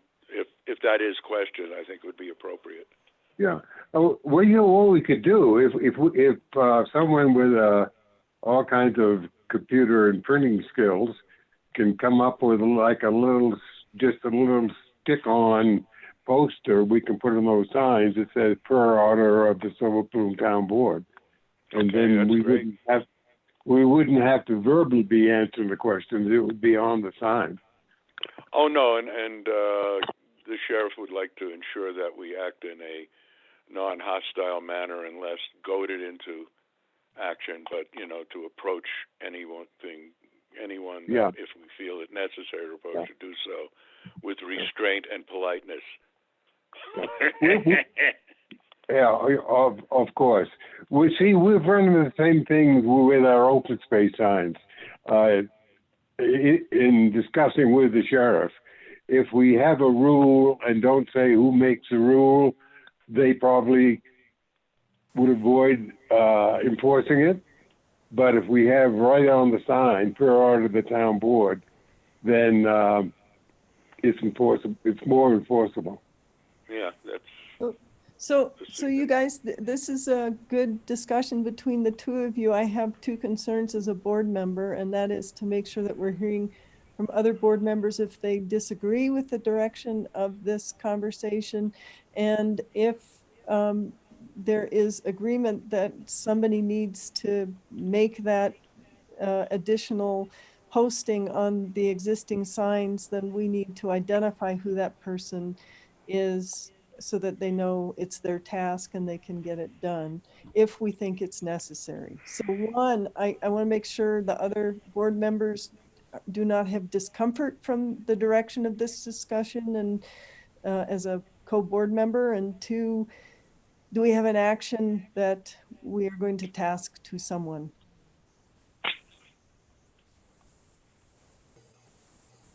So Sasha, Chris? I don't have any issue with it. I don't have any issue with it, and I don't have any issue with the way it is right now. Okay. I think as far as ending it, I agree we need to just go along with the county and state guidelines and see where we fall in between it. I don't think it's something to make a plan for. No, not a plan, just on those signs say to give it legal grounds, because our streets are not county streets, which by order of the sheriff's office is on those signs. But, you know, it would be justifiable for someone who wants to not pay it any attention and say, well, who the hell are they to tell who put up those signs? Was it the guy who lives across the street? Oh, it's that, you know what I'm saying? Yeah, no, I agree. I think that's fine. I have a question on that. The signs have been up for a week now. Has anybody had any contact with anybody? about the signs or about being in town? I've So- seen people and avoided talking to them, stopping at the jail to take pictures with out-of-state plates and with rental cars. So it is something that I think, if we're going to do something, I think we need to have a legal justification for doing it. If there's an attorney taking a picture and they say, you know, screw you, who the hell is, you know, you live here, maybe you put up those signs. Tay has something to say if that's possible. Go ahead. That's totally plausible and maybe doable depending on how we go about it. I'm worried about the resources. Aside from that, any sign that we put up in the city limits is erected that is under authority of the town of Silver Plume, and that's under our traffic ordinance. So it seems like a bit of a moot point. Not that I can't do it. And that my second comment is I did have somebody stop and say, hey, am I allowed to be here? I'm a Clear Creek County resident. I live down the street. So somebody did ask. I don't know. That's it. This is Frank. I don't see any reason. Okay, what we're trying to do is cover our butts with what we have on the signs, especially the local traffic only. So I don't see the problem with this. I mean, if someone's got a printer that can print out stickers, mine can't. What's the logical objection to having that phrase on those signs? My opinion is that enhances the effectiveness of the sign by having that phrase on there. And as far as suggesting who to do it, I would suggest the two town employees get together and come up with a way to produce those stickers and put them on the signs. I'm done for that right now. This is So, go ahead. what is it supposed to say exactly? I'm just asking because I'm wondering if it will be readable. Like, how much information do you want to put on there? Per order of the town board of Silver Plume. Per order of the Silver Plume Town Board. Simple. That's a lot to put on a sign, but I can squeeze it on there. We can put down by Jesus if that's easier. Sorry, I apologize for that. I'm getting testy. Well, this can be in small print. It doesn't have to be the same size as the printing that's on the rest of the sign. Okay, it's Tammy's turn. What'd you have to say, Tammy? I think in all the traffic discussions that we've had and sat through in the last couple of years, we've gone back and forth on the Water Street westbound backup in the mornings and when the road's closed, and we lack the signage to cut off traffic if there's a need to do that. So the signs that are up now are awesome, and I'm so glad to see them up and up quickly. But I think that there may be a need for us at least to have one sign that is reflective so you can be seen at night and have letters large enough to be read from a car. And Sam had asked for that, and that we're putting together a quote for those. okay, I think in the meantime, just getting something on the metal sign, I don't know how we go about printing stickers that large, or if we just go ahead and put plastic over it and tape it to the sign. But in the long term, I think for nighttime and snowstorms, it makes sense to have a sign that people at least will be able to see. Hopefully it'll be done by the snow season, and I think it can be smaller than a bumper sticker, about half the size of a bumper sticker. And right, that's what I'm thinking of. It's small, just a phrase. Just a tiny little sign that says by order of what Frank said. Kind of like the small print on a contract. As long as you make sure that it can be read when you're driving a I vehicle. don't think it will be able to. But we can put a sticker on there. Be able to be read. It just won't be able to be read. it's a good idea, but I just don't think it's feasible. And these are temporary signs, and I am one who does not think this is important. I just think it gives us gravitas as a legal. It legalizes, gives us an authority if there's. Okay, could I remind us all that we voted on this at the last meeting and approved it? All we're talking about is implementing it. Oh, okay. Thanks. I mean, we've already voted on this. This was part of the original motion to close the town streets.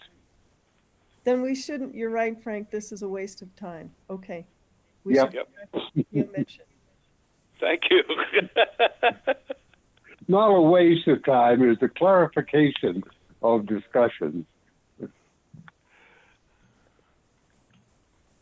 All right, so are we done here? Yep. Okay. Yes. Let's talk about our plan to support citizens who cannot pay first, and then I'll give an update on Ann Anderson's situation. Okay, and Sam, I think this is, Tammy told us to hold off on thinking through because she was tracking some communication amongst the county clerks. And Tammy, do you have an update for us on that? And I'm concerned about the amount of time we're waiting to get guidance. So I'm definitely interested in any updates you might have. Well, it is a very complicated process setting up a fund with public money to pay people's utility bills. So the legal opinion that it seems we're getting is that it's not really possible. You have to set up a fund in a certain way, and it's like the signs. By the time we do all that paperwork, it may be a moot point. Right now, I am not doing any collection action other than what was already in the process when the pandemic orders came down.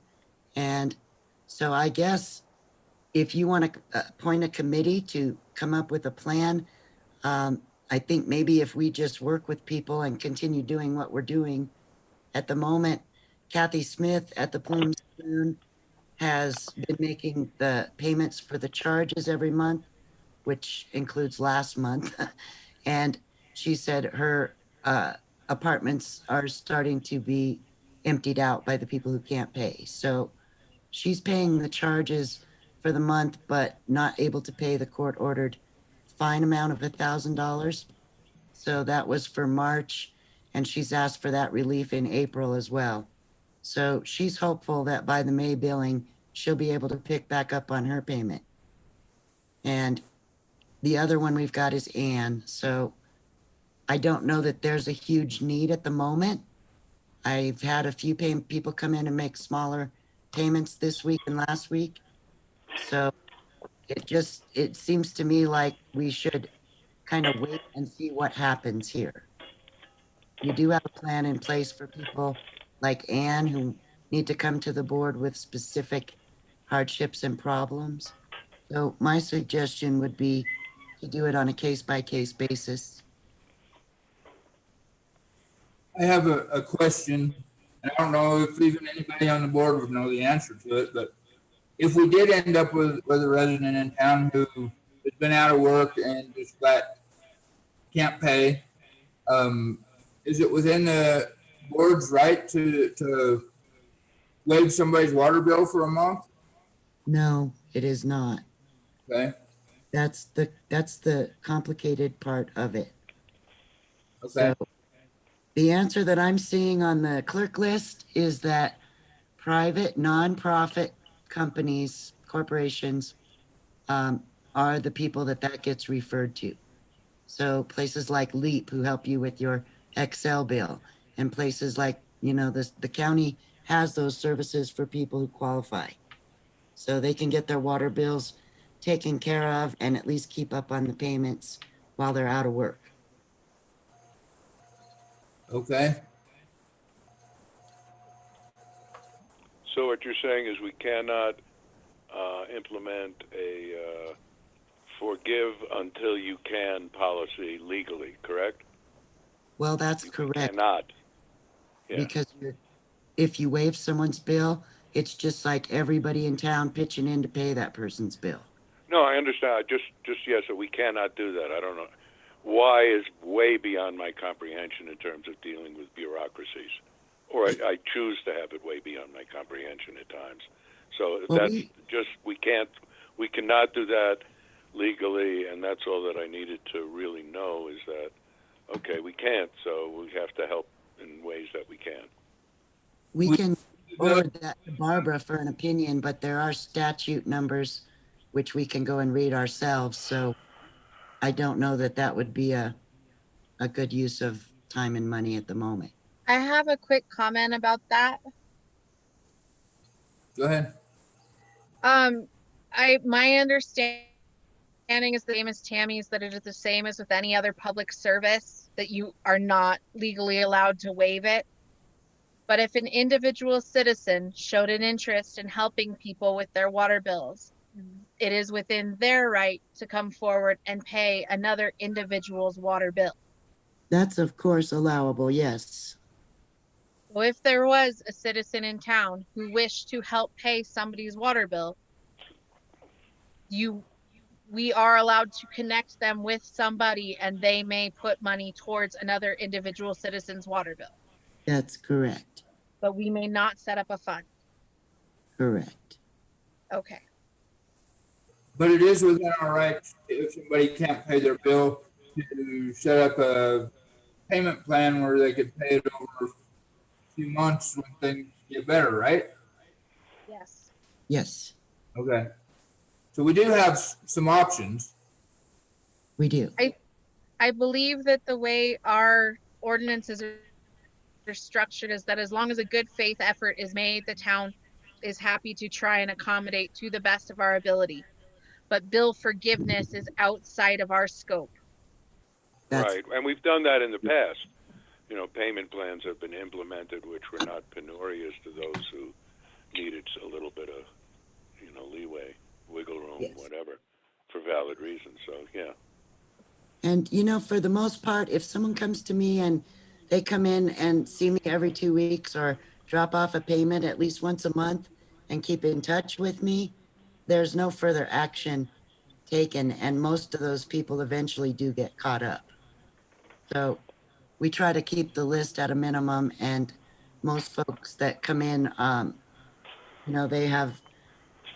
they have income problems to begin with. So it's an ongoing kind of thing, but I think going on a case-by-case basis for now, and if the need gets great or we get so many cases we'd have to schedule a meeting for them, I guess we could readdress at that time. Going back to what Sarah initially asked, though, we're now trying to come up with the what is going on vis-a-vis other things that are impacting the water resolution. Is that correct? I'm extremely confused at what your question is. Yeah, Marty, I'm confused too. Okay, well, there's a general, how do we do this and help people out? And there was the specific of Ann's situation, which may have certain issues that prevent it from being a normative situation that would fall with that. I thought that was what you were looking to facilitate. Okay, I misunderstood. I apologize. No, Marty, sorry to have been confusing. Tammy answered the question, Sasha clarified, and I was hoping there was some way we could tap into our current $100,000 splash of resources that the town's never had before. But it's clear that that's not something we can do, and but there are other options as Sam identified. So I don't see any reason to continue talking from my end on this. And thank you and for clarifying. Circumstances different. This is Frank. I would like to make a statement here. Looking at the agenda, we say we have Ann Anderson sign court order as an order of business. Why are we avoiding talking about that? Is it because Ann does not want us to? No, Or Frank, is it, We're Frank, still on the first part of we're that still on the- item. yeah, we just haven't gotten there yet. For the third, okay, when we're done with the rest of the discussion, I will give an update on the Ann Anderson situation. okay, I'm waiting. Okay, are we done with the rest of it? I think so. Yeah. Yep. Yeah. Yes. Okay, and discussions with the attorneys involved and everything, we're not gonna file a lien at this time. She had presented a payment plan to get caught up on the previous payment plan that Sarah and I felt was setting herself up for failure. It was, the payments were too high considering the fact that she's not working right now because of the coronavirus situation and all that. So we asked her to come up with a payment plan that was more reasonable, that she thought that she could meet. This is the plan that she's proposed. She's going to make a $416.95 payment on April 28th. She's going to pay $60 per month, which at that rate in 27 months, we'll have everything paid off. She's agreed to revisit the situation every 3 months. If her situation improves, in other words, she gets back to work and she has more income, then we'll increase the payment and get it paid off sooner. Does that include her current water bill every month? Yes, she'll pay. As I understand it, she'll pay her water bill, her current water bill plus $60 a month. Okay. All right. You bet. Is that correct, Ann? Yes, that is correct. And yes, I wanted to add that as well, that the current water bill plus the $60 a month and the payment tomorrow upfront of the 400, whatever it was. And along with that, just to let you know, a payment was made on March's, this month's water bill that's due coming up to 30th. That payment was made on Friday as a sign of good faith that I'm already continuing forward here with it. Great. Thank you.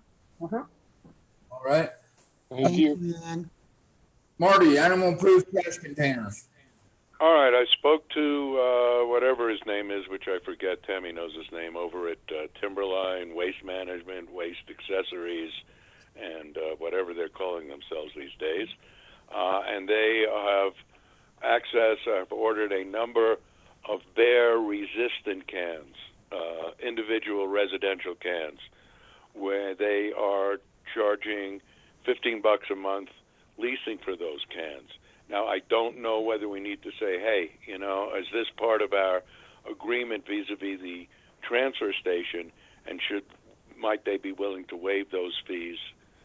That's something to be raised. But that's the latest thing. I would suggest that, or ask that we communicate via the town website that option to the citizens, and thereby remove ourselves from the process, as what I was talking about before, buy a bunch of them and we be the leasee or leaseor.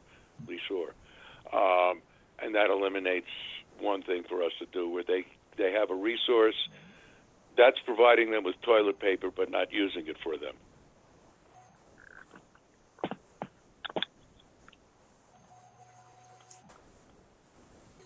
Any other comments? I just have. Yeah, I have one. I'm thinking about what Marty just said, that what that means is that the individual citizens would be setting up an account with the trash company. Right now, they don't have to do that because of our provisions that the trash service is provided as part of their license from the town or whatever. I think I guess that's just an observation, because I'm not going to do it because they don't do trash service at this part of Brooklyn Heights at all. Right. So it would be up to the individual to contract with the trash company to lease the bear resistant containers. Is that right? Yeah.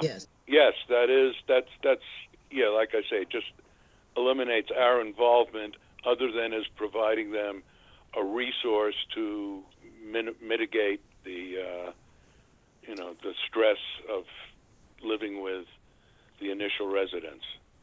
Yeah. Indigenous. So I'm just thinking, $15 a month for say 10 months out of the year.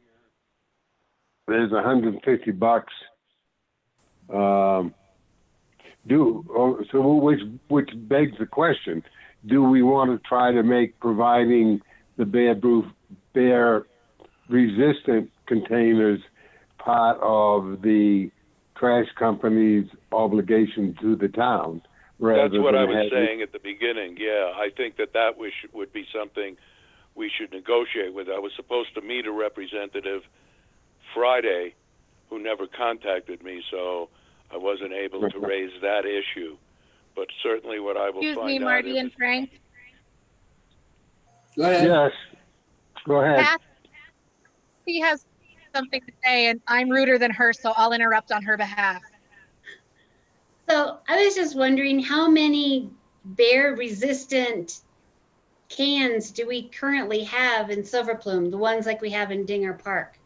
How many of them are placed throughout the town now? I'm not talking about the dumpsters. You know, I know, but how many dumpsters do we currently have? 3. 3? And I know the one in Dinger Park, the minute it's emptied, then it gets filled with non-household trash. So it is not even really a bare bin at this point because it's constantly filled with non-household trash. And so I would propose that our 3 bins be utilized better and emptied more often if possible than Marty to start charging people $15, especially like where Frank lives and there's not really trash pickup because he has to go someplace to put his trash anyway. And if these bins are overly filled like ours, that becomes a big problem. There are people in town who've already availed themselves of some of these bear resistant ones. It's an option, and I agree that there's a dysfunction somehow, and I don't know how we can regulate conscience in our citizens and some of the contractors who are hired by our citizens. And I don't. Well, I think they look at the bins as a bin. It's not just a bear bin; it is a bin, and so there's no signage or anything on these saying household trash only or anything like that. So. Well, that's put no construction trash on them. That's not a difficult, but I think that residents know enough. I mean, and the one over by the shop has been kind of fixed by them, so that hasn't been an issue. And I don't even know where the third one is, but whatever. It's not. We are not mandating like Georgetown did in a 25-page ordinance that we will take your firstborn child away if you don't have a bear-proof container. We are giving people information to utilize if they see fit. As far as addressing that other problem with the dumpsters, I agree that they are not being used appropriately, and perhaps we can, certainly put signage. It's just like when the museum, the one you're talking about, people didn't bother latching it, and we slapped a sign up there which says, latch, please latch. It isn't that damn hard. And that kind of people started latching it. So maybe we can ask them to utilize their goodwill and responsibility to not put stuff that, because I don't think I know of any bears that want to eat drywall. Can I make a suggestion, Kathy and Marty and Sam and others? And that is, can we finish the discussion on the animal-proof trash containers? And if it's as simple as making that information available to townspeople and letting them make their own decisions, that would be great. And put on the next agenda, Kathy, a more full discussion on, just better management of existing trash containers or trash considerations, so that we actually devote a chunk of time to that discussion, but not do it now because we didn't schedule for this broader discussion.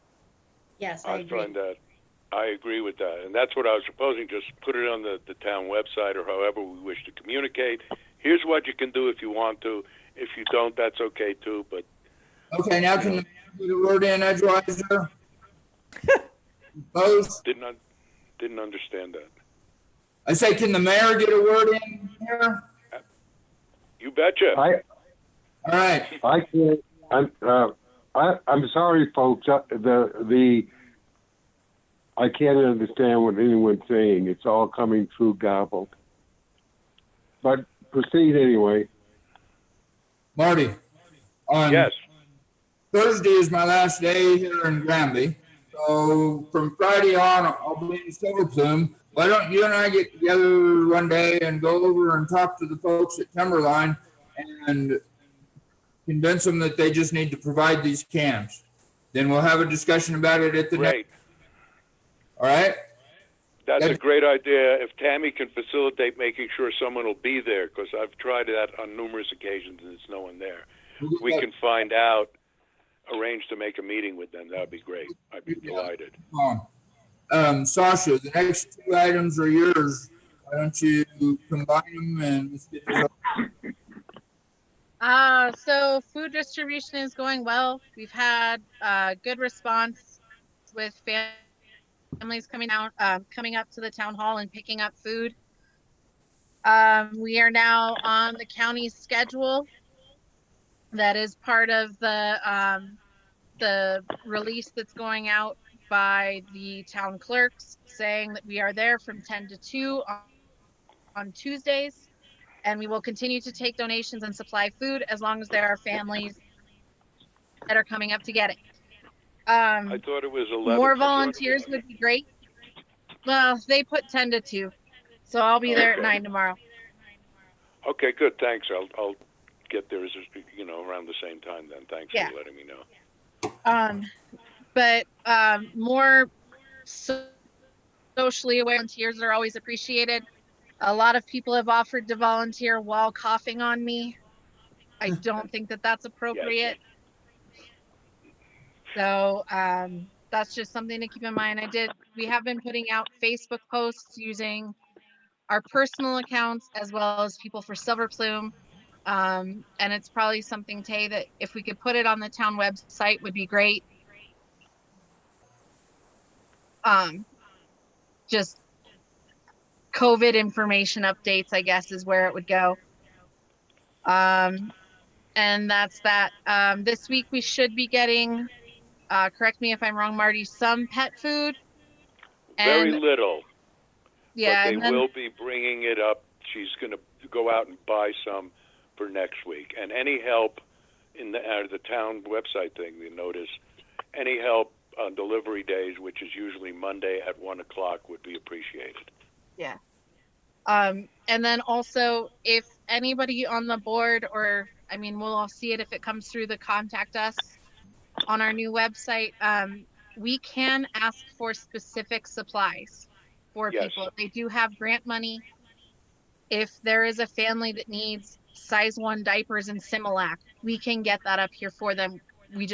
People need to know that it's available, and we need a couple of days to facilitate it, but we can get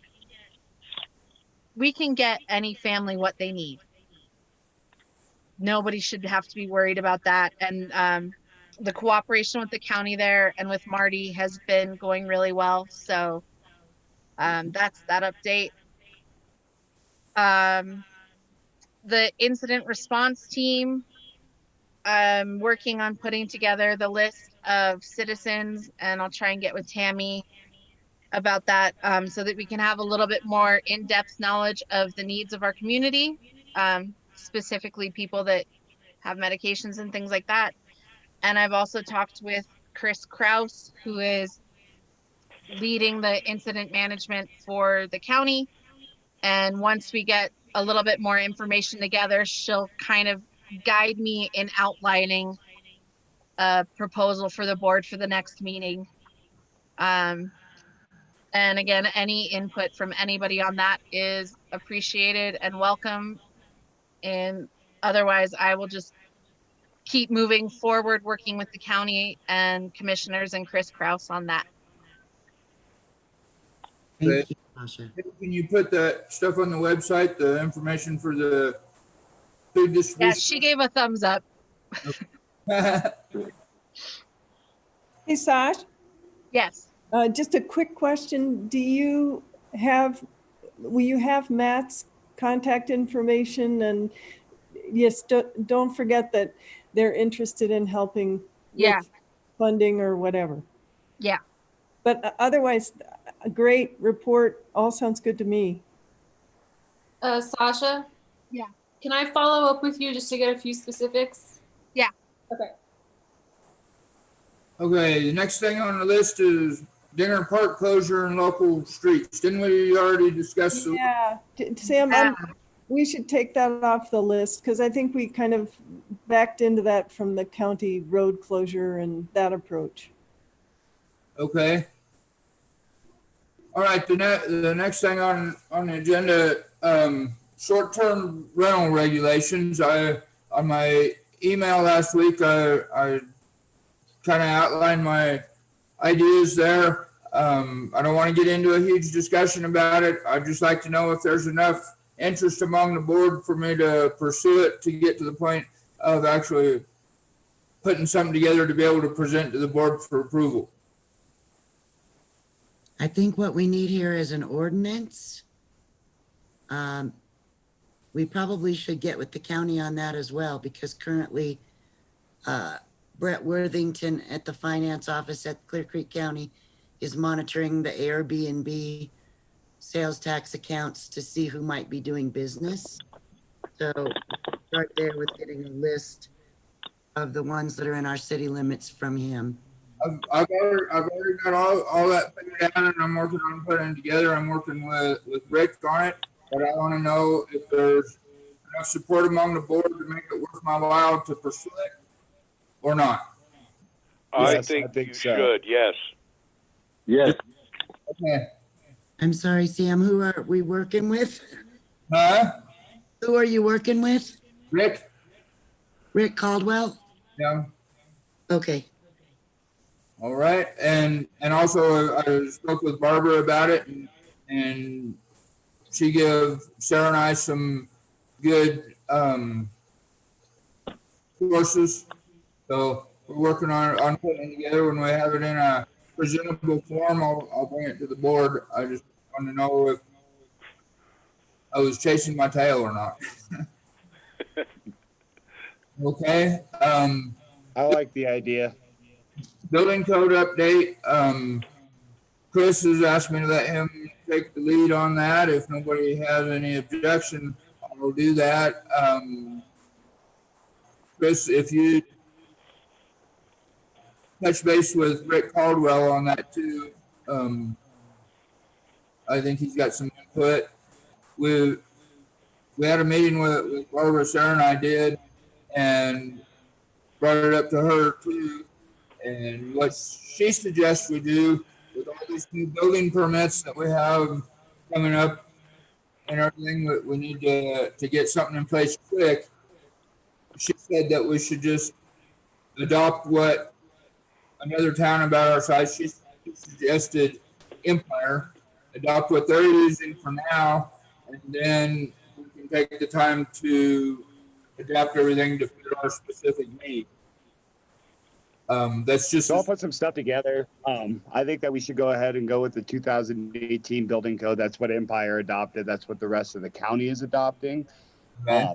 That way we're in junction with the fire authority and everybody else with what we're doing. I'll have a little bit more on that later this week. I'm going to get together with Kelly and have a little bit of talk with him on it. I'll talk with Rick all about it, and I'll send out an email. Okay. Tim did contact me today. He's had some interaction with the guy next to your shop. I'm sure you know about. So he, as you said, you're going to talk to him because he has some issues relating to that issue also. Yeah, and Marty, did you see the correspondence that went? Did that go to the board? The update from Jack. So Marty, there was follow up on that went out to the board. Not to take the time now, but definitely. Yeah, I'll look at my emails and see. Jack is who? He is the gentleman who was asked to stop working. And okay. Yeah. No, I didn't see that, but I'll check. And if not, should I contact you or Tammy? Tammy, be great. Okay. Yeah. Great. Thank you. I can print those for Marty. Sarah? Say what, Sam? When was it sent out? Because I'm not seeing it online at all. They had trouble. He had trouble using the new public website address, and so it went out to the board members earlier today, and then Tay recirculated it. And so I had to go into my spam, and I got both of those emails. So we'll recirculate it, Sam. I'm sorry, and everybody. Others may not have received it as well. Well, I got it. Okay. I just want to make. Forget it. Yeah, mine went to junk also and had to be recouped. So I think we'll have to go through and maybe Tay, if you could give us sort of a list, or if it's just townofsilverplume.com that we say is okay for either junk or spam or whatever from our email. Yeah, I think once we have a work session and set everybody's stuff up with the emails that Sam wants, that'll all come together a little bit better. How far away from being able to put that together? I was gonna wait until we got the new equipment, so we don't have to do it twice. Okay. Can I But ask? for now, there should be an option when you open that email, and if it is in your junk folder, you should have an option to be able to mark it as not spam, and future lists, that future emails like that come to you won't be put there. I have to do that on my computer though, not on my phone. And so, it's special because I usually read my mail on my phone. So I have a quick question about that. We don't have to use the provided Chromebooks. We can continue using our own stuff if we have good stuff to use, right? That's Same. You want. This is just for people who need it.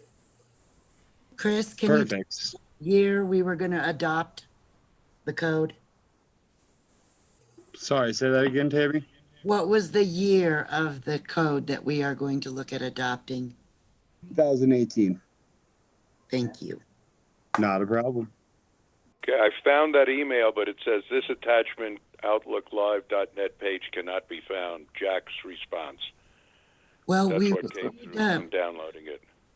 We received a complaint from someone near the 625 Water Street house, and they're working on the house, and we sent Tim Hammett over to talk with them. So they picked up a building permit application, and hopefully we'll be bringing that back for Tim to look at this week. Tim's concern was that it was not in keeping with the historic stuff requirements, that they were in violation of certain other things, and he can go ahead and clarify what his issue was. And Marty, go ahead and we'll get the explanation out to everybody. I don't know that it's worth our conversation now because not everybody has the same information, but I Tell don't you know. now. The windows he put in are very ugly. Tim went over and took a look at what he was doing and determined that what he is doing does require a building permit and probably zoning and planning approval as well. So he asked him to apply for a building permit. Yep. Okay. The next thing on road business is safety inspections on the town equipment. I think we need to get all the town pickup, including the little monster that was donated to the town, someplace and have a thorough safety inspection done on them and get an estimate for bringing them up to safety standards. It's been said a time or two that some of our equipment isn't safe. I think this is something that we need to do for liability purposes and also to make sure that our town employees are safe. I don't know who would be appropriate to do it, if it's somebody in Idaho Springs. I don't believe that, given current circumstances, nothing against Chris. Somebody in Idaho Springs, or I don't know, maybe Eric. But I think it's something that needs to be done. I think it's something that we need to approve some money to do it. The little Mazda, as I understand it, we do have a title for it, so I think we ought to have it inspected and determine what kind of condition it's in. If it's a viable vehicle, we need to get it licensed and insured.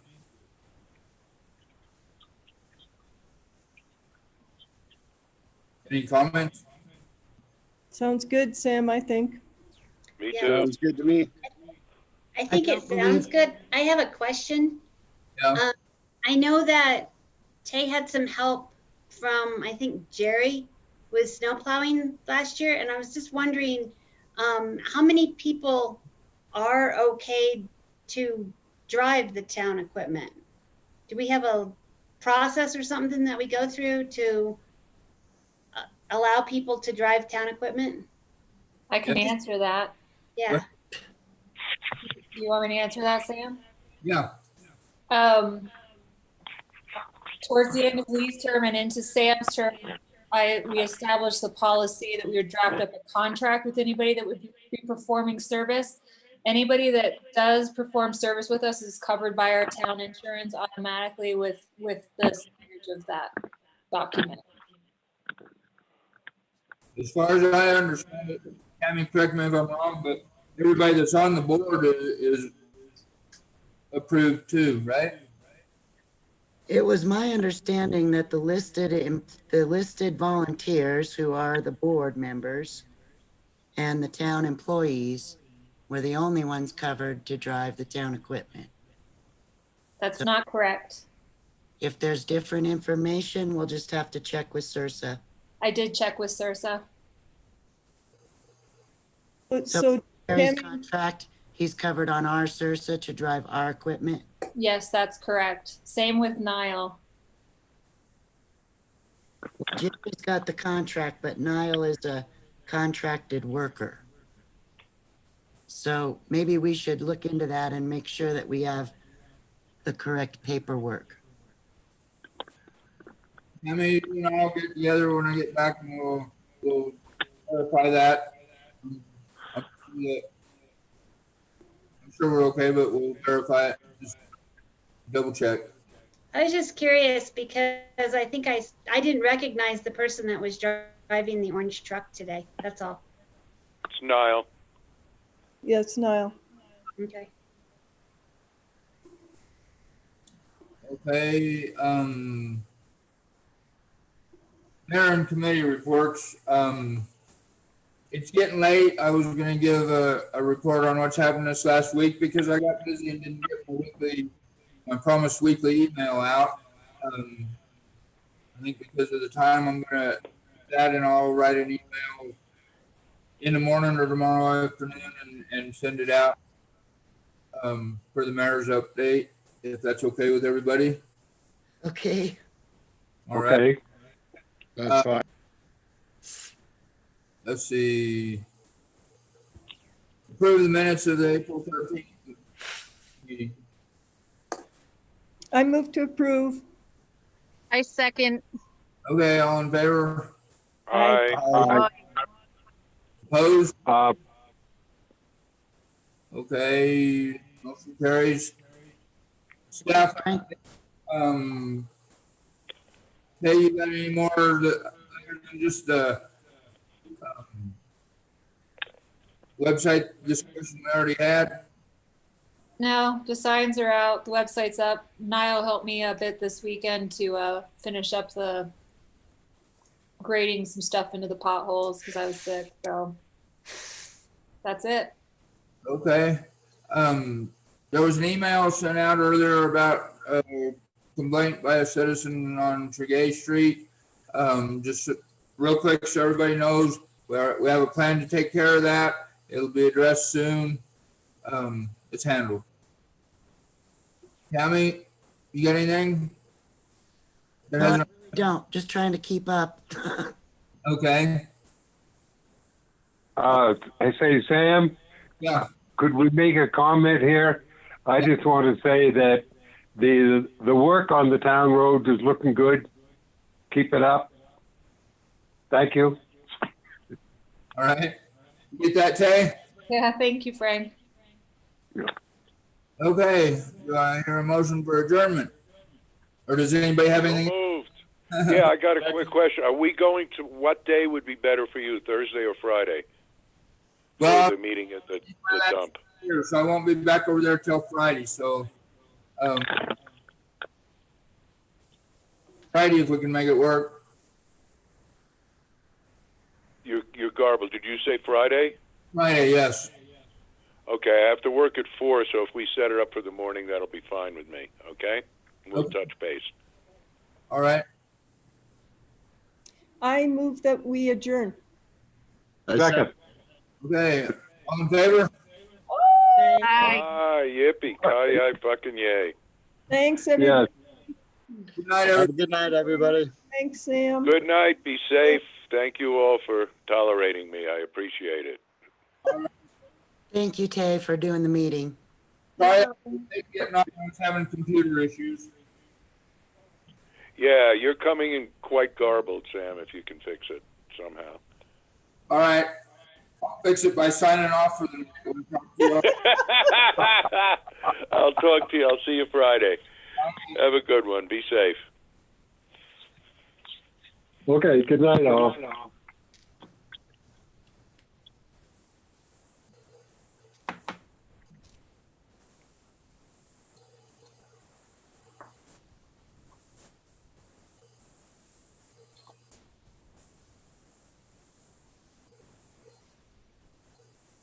Hey, thank you for setting us up.